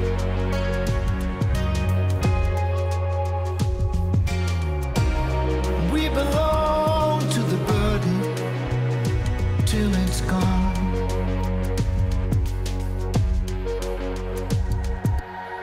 Just how long do you want to hate with all that anger to burn?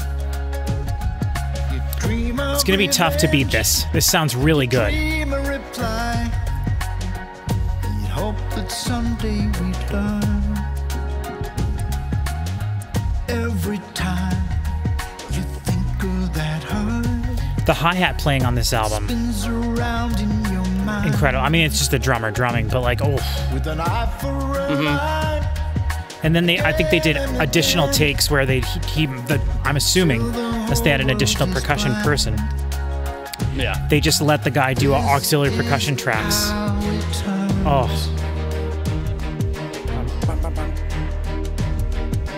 This is what we do.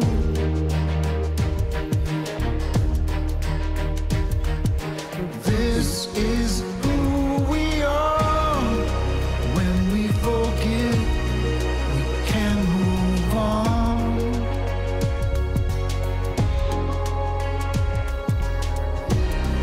Release all the shackles one by one.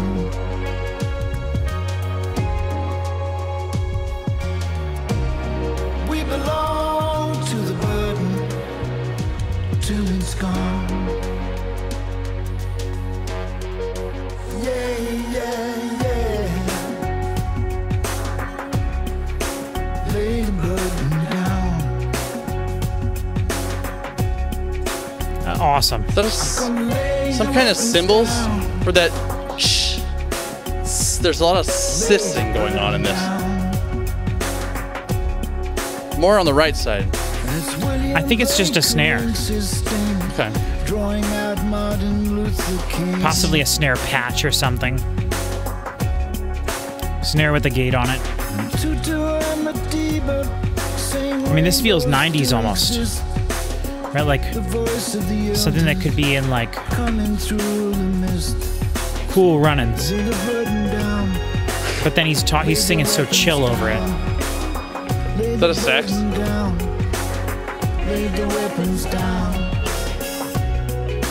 Nope, trumpet. With a mute.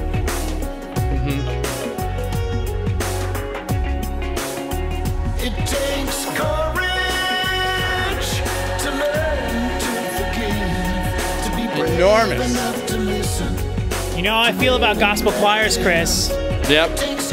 Signed, sealed, delivered. Top 5. To start to forgive, to be brave enough to listen, to live and let live, let live, let live, let live, let live and let live. It's more like Disney credits music. Pixar, yeah. But man, I said Cool Runnings. It's just huge.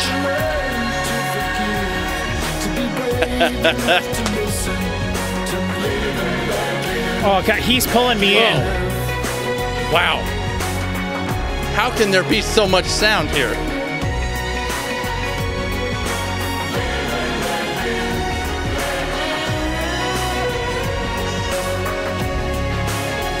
Dude, the Atmos version of this. Oh, my house is gonna come down. Yes. I wish I lived near you so we could just I could come and listen to it with you, damn it. Yes. Oh, like we did with Random Access Memories. That was so good. Still one of my fondest memories of all time, music-wise. Really? That's awesome. Oh, easily. Only time I've ever listened to that album, too. I do remember distinctly listening to that album.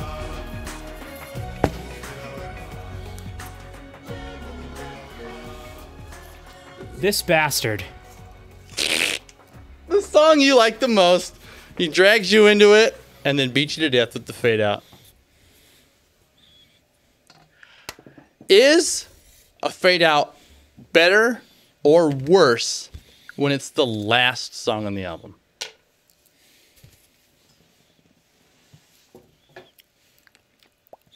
I would say it's worse. Oh. Because now my last thought of your album is, you are a bad songwriter. Now my last impression is, you can't finish a song. You made a poor decision. And that you're trying to be all artistic and make this your wonderful, loving song about peace. It's going into existence forever, right? Like it's flying off into the ether, into outer space, so that the aliens can hear it somewhere in the future, and it'll live forever because it faded out and it's just living forever. Nope. You just turned some volume knobs down slowly to the point where we couldn't hear your looping. Wait.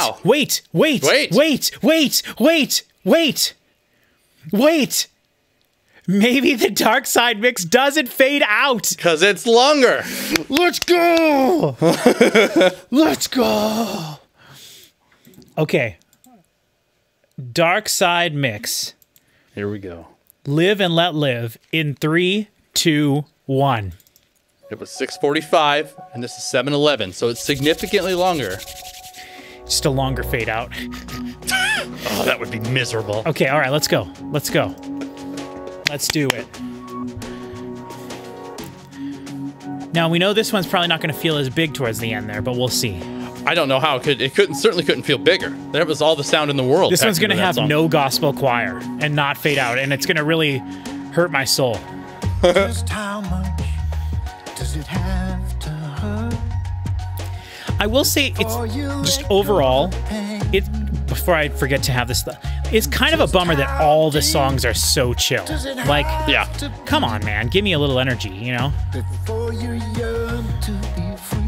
Now that we've heard every song, the only song like Road to Joy is Road to Joy. Yeah. It's the obvious single, so it's kind of a bummer. You can walk or you can choose to remain. So the percussive stuff panned way farther up to the outsides here. But that's cool.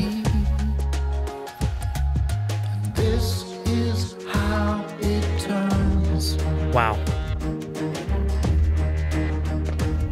The reverse bass on the right, I think. Yeah, the right side mix was all based on that reverse stuff, right? Yeah, but on different stuff, I think. Yeah, it felt like, I think it was on piano. Yeah. Ooh.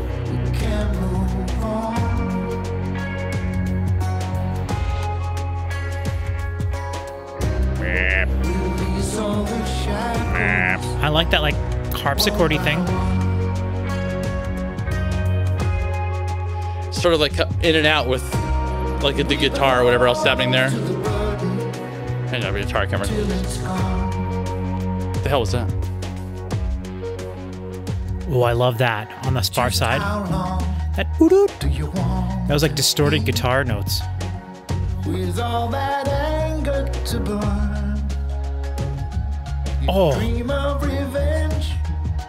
Ding ding ding ding ding ding ding ding. Those plucked low strings. Someday we learn. Every time. Pizzicato. Boom. Yeah. Boom. It spins around in your mind. I can't get over the. That's that love of BT that you have. Oh yeah. World is blind. This is how it turns. Have you ever listened to a BT album? Maybe once. I'm not sure. I doubt it. Basically, no. What we do. Maybe we'll do that someday, depending on what we're doing. Yeah. This is who we are. When we forget, we can move on.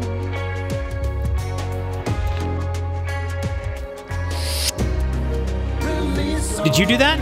Yeah. It hit me in the left side. I was like, I was mimicking it.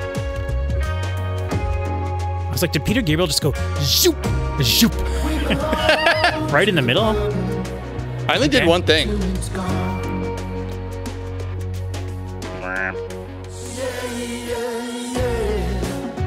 It's October. Yes. Lay the burden down. Did I tell you I listened to their whole album from this year? Lay the weapons down. Not the best. Is this the gospel choir part? Lay the burden down. It's on its way in. If it's not. It's William Blake who inks his sting, drawing out Martin Luther King.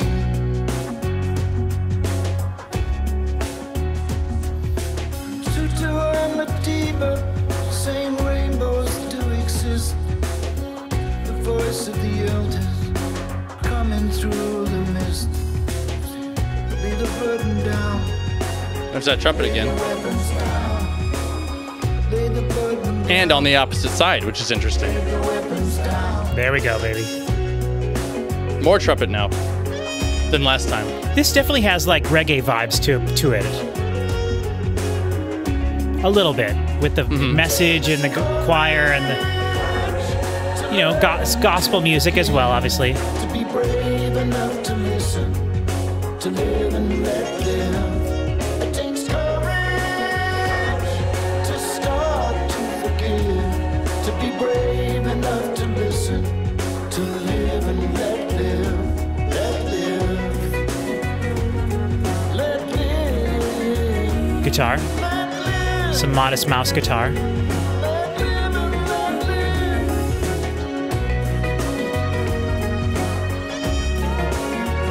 That trumpet is very much hanging around. It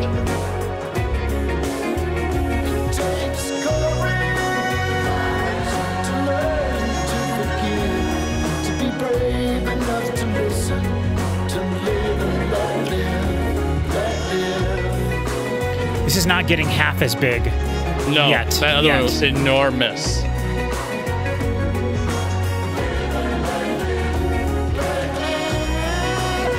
It's because that trumpet won't go away.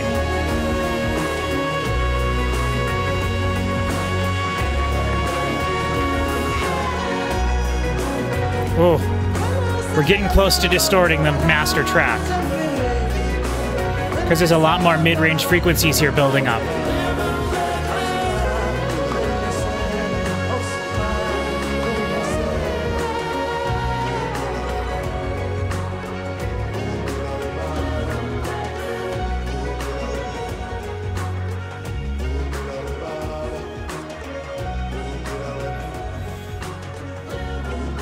Well, it's going to be really interesting because it seems to be fading out the same spot as it did before. We're about 15 seconds away from the end on, of the last song.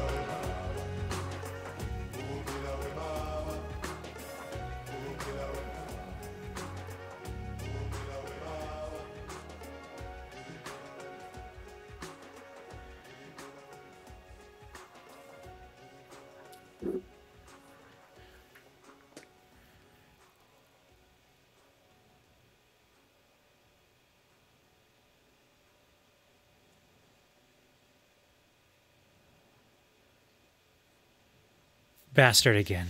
It was. It was even just a longer fade out. I can't believe they would joked us.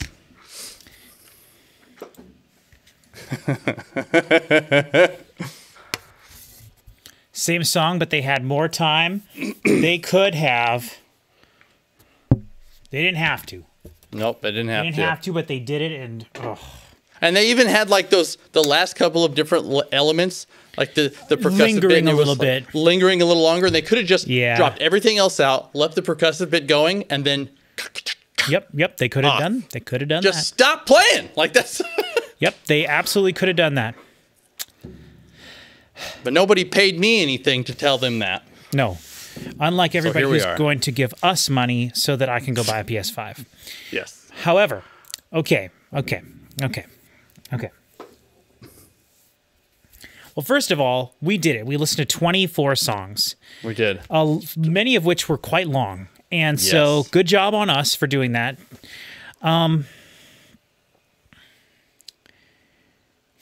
That last song is now the most disappointing song. I thought the penultimate track was the worst one. But I definitely, by the way, I definitely preferred the Bright Side mix. Right, that's the one we just listened to is the Dark Side, right? Yes, I agree with that. The Yeah, bright the side Bright mix Side gets mix. unbelievably like huge. Almost impossibly huge. Yeah, and it didn't feel overcompressed. Whereas the big huge part of the dark mix felt like it was pushing the It was getting master. kind of bloated. Yes, and it was pushing it to the point where it's like, I should have EQ'd some of this out. So, but thinking about the album as a whole now, I think the first half of the album had a lot more like there were several songs where our jaws were on the floor because the combination of the drums and the bass guitar playing were just like out of this world, so well recorded, but also just like such a groove, you know? And it wasn't like this, like, you know, patty little bull crap that we've gotten the last like 4 songs. It was, and by patty, what I mean is like, I don't even know how to explain what I meant there. What I was thinking in my head was like padding on a congo or bongo drum. Yeah, like a pitter patter. Just like little patty like stuff. Yeah. Yeah, not some slight against the Irish or the fact that my name is Patrick. I never would have gone Irish if you give me 100 years. So like, to that. whatever. But like, the first half of the album had this like that we were just like, it like knocked us back. Like multiple songs. And then when we got to Road to Joy, it was like, well, this is clearly amazing. And so now listening to the second half of the album, you have 2 big slow songs that are like piano based. Every song was piano based, I think, on the second half, which is pretty much what everything was based on the first half. And I guess short way of what I'm trying to say is I think I prefer the first half over the second half. I agree, especially because the last 2 songs are kind of, they just really, like, right. Aside, fade out aside, like right. The hugeness of that last song is really impressive. And they finally brought in the choir that we wanted at least 3 other times before that we didn't get. But yeah, the second to last song was the weakest song on the whole album, I think. And that right there is like, that's makes the first half a better half. Yeah, and the fact that it's the longest song on the whole album too, to have that be the most disappointing one, that's a bummer. And then to be followed by a song that I don't think, like you said, disregarding the fade out, like other than the fact that there's a gospel choir for the last 40 seconds of the song, you know, the first 6 minutes of the song didn't impress me that much. I agree. In either mix. So, but to me, the thing that stands, like, I agree. I think one of the standout moments on the album is that big moment that we just got in the last song there. Like, that's the biggest the album gets, I believe. I think that, and that song fits really well as a final song. Yes, yeah, for sure, especially the way it ends. And the fact that it's the only song on the album that does fade out. Like, I suppose contextually, like, okay, whatever. I'm not giving them a pass, but like, okay. Yeah, they don't get a pass, but that's why I brought that question up, because I think having it be the last song on the album to fade out knocks a couple of points off of the detrimental effect. Like the actual act of fading it out. Yeah, but however, like I said, my personal opinion though, like I have had that happen to me with albums that I love, and then the last song, like I'm dealing with this exact same thought with the Grace Potter album from this year. Because normally every other year, every other Grace Potter album, I'm like top 5 easy. But this year, because she had an album that was phenomenal up until the last track, and the last track on the album is so inappropriate, I think. Whoa. I cannot listen to it. I mean, I can listen to it, but like when I haven't put that album on as much because I think of the last track and I'm just like, I don't really want to, you know? And so that's whatever. That's how I'm going to feel about this album a little bit, because it's like, which I mean, I've got like a whole hour's worth of music to listen to before I get to this last song. But one of the things I wanted to say was that, hold on, let me think. I lost my train of thought there. You can talk for a little bit if you want. I was just thinking about putting one of these, like, you could, theoretically, go through these, pick out your favorite version of each song, and put them onto a single playlist or mixtape or whatever you want, and then the final song, you just pick a spot and then just cut it. Yeah, just add some reverb. Boom, done. Yeah, exactly. My thought exactly. Cut it, add some reverb, done. Very easily. Yep. No, Which no, makes it even no more problem. egregious when they do it, you know? When they don't decide not to do that. Yeah, Right. for sure, for sure. Regardless, I think that overall, I liked the album. I think I can say that pretty confidently. Just hearing the Road to Joy on my phone and knowing what I know a little bit of Peter Gabriel, you know, we talked about that at the beginning of the first part. I feel like I had much higher expectations for this album. Sure. But that's my fault because I do feel like everything we got is what Peter Gabriel is. And All right. I feel like the lack of energy in a lot of the songs is probably what I should have expected, rather than there being more energy and more of like an 80s feel or throwback feel to it. And so my biggest gripe, I would say, with the album overall is that for the most part, I would say the entire album feels very down-tempo and chill. And there's some really cool, like, ethereal moments, and I really like the slow piano ballads. But I think, if I remember correctly, there's 3 or 4 of those. Yeah. I think there's 2 that are mostly just piano and him singing with maybe a few other elements. There's 2 that like build to have orchestra and more things in them. Then there's the last 2 songs, which have the penultimate song, which feels very meandery.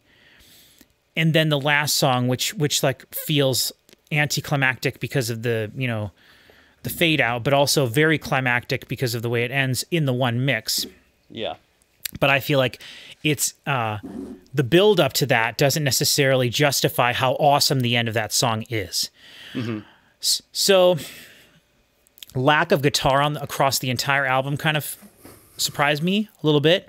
Agree. Most of the songs don't have guitar at all that you can discern. Yeah. But that makes sense. Peter Gabriel plays the piano. Yeah, Of course, he it's gonna certainly be does. piano. So Peter like, Gabriel plays the piano is certainly what the album should be called. This album is definitely going to just be a demo material. Like, I can't imagine a situation where I would want to put it on for the sake of listening to Peter Gabriel. I'm not a fan of his. I'm not a fan. It's just it's a neutral, you know. Right, and right. this did not do anything to make me a fan of his. But I am a huge fan of how this album sounds and what it will do when I show it to other people. I think that it's going to be really great for that. okay, so here's what 2 things. First, real quick, the thing that I was going to say earlier, I just remembered it. Just remind me in a second to talk about the difference between the impressiveness of the more clustered moments and then the impressiveness of the simple moments. Okay, remind me to talk about that. But in reference to what you were just talking about, to me, this is one of those albums that I always think of myself sitting in an alcove that like doesn't exist in my house, like with lots of windows everywhere, right? Yeah, your listening room. Right. And then there's just like, it's raining outside, you know, and it's just gorgeous. And I'm sitting by the window, you know, not all emo-y and gross, which is fine. You know, I don't Just like contemplatively, you know? Yeah, just like one of those rainy day albums and you picture the perfect scenario in your head. Like, to me, this could be that. Like, Yeah. like when I think of this album, probably from now on, I will think of the like 4 piano songs that are just long, slow ballad piano songs. Okay. That's what I will think of. I won't think of Road to Joy or the first couple songs that were maybe a little bit different. And we'll see. I am going to force myself to listen to this. I'll pick the Bright Side mix. I'm going to listen to this all the way through at least once before we finalize our lists next week. Oh, sure. Just because I know. I have to. I'm going to force myself to do it just because I feel like this almost deserves a spot. Like if we were going like best album of the year, Yeah. and not like top, which we do is because it's so generic, or like favorite. Yeah. If this was best sounding album of the year, it would be very, very high. Very high, 100%. And even if I could make I feel like I could make an argument for best album of the year. But like, I feel like there's enough here, maybe if I did try to listen to it all the way through. And sometimes that really, Like doing a reaction for a video can really impact my feeling for an album. Like, sometimes it's really interesting to go back and listen to a full album, especially after we, like the Metallica things are like the best example because we'll talk for 10 minutes between each song. And so you totally forget what the last thing you listened to was before you listen to the next song and switch your focus.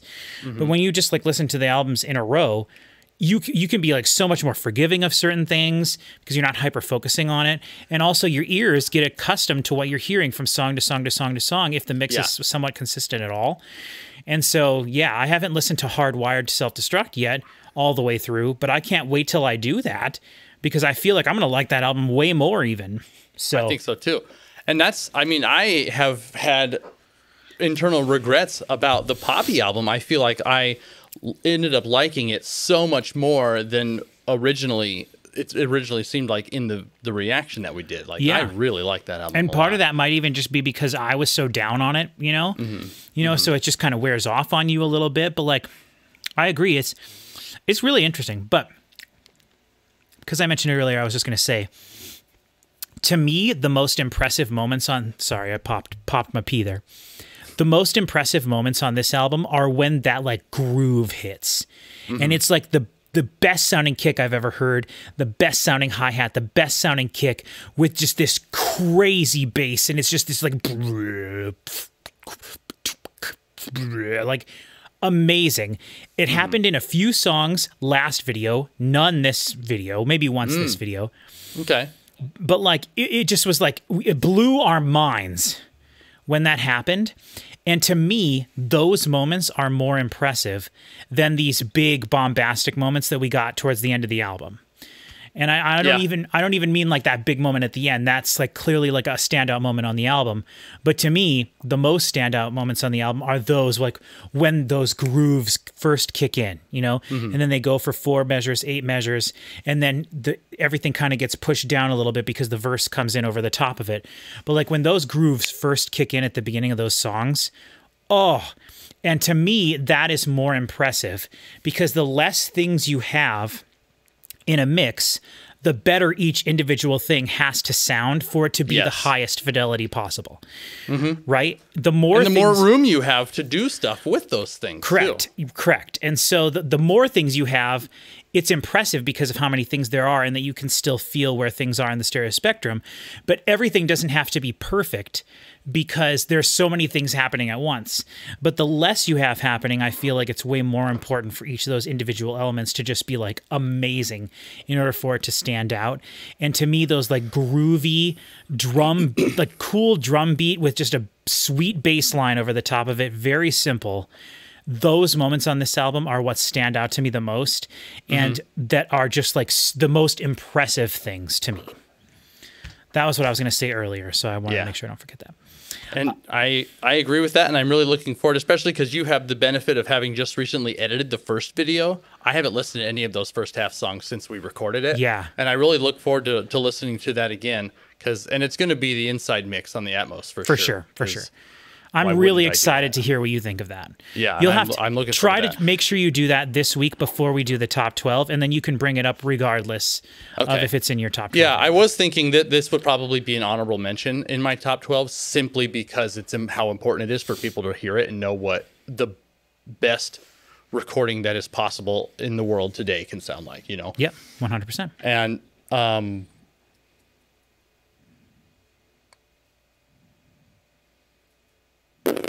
oh yeah, the previously. So when we did that Random Access Memories listen, was that a surround mix? Nope, just a regular. Okay. Then the only other surround mix that I remember ever having was Legion of Boom by Crystal Method.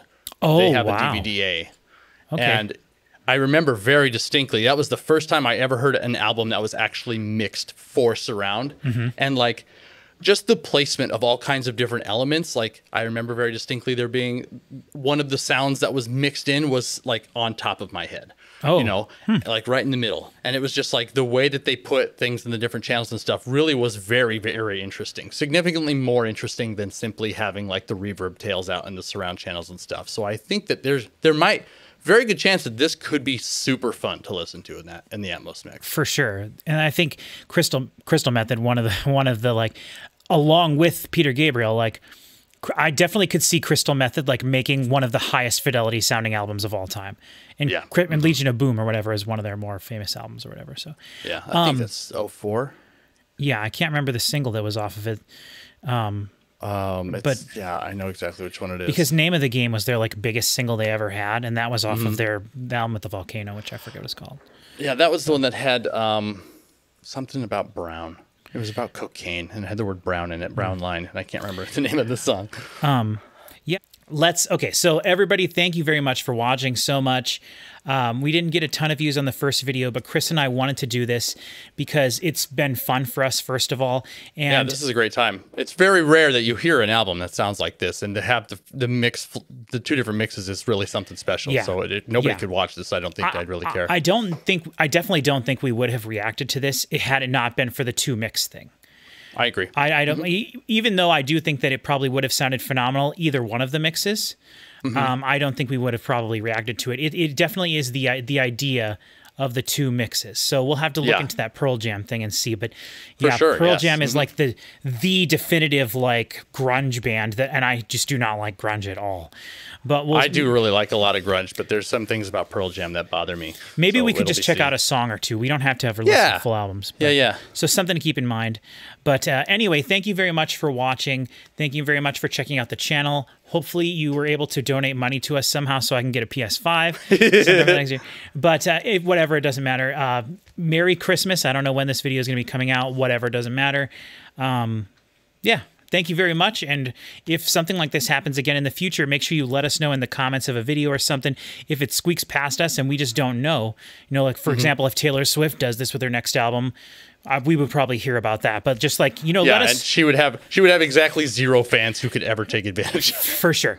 So let us know if you know of any other projects like this, because this is a really special thing we got to do, and I'm really glad we got to do it. Thank you very much for watching, and we will see you around maybe next time.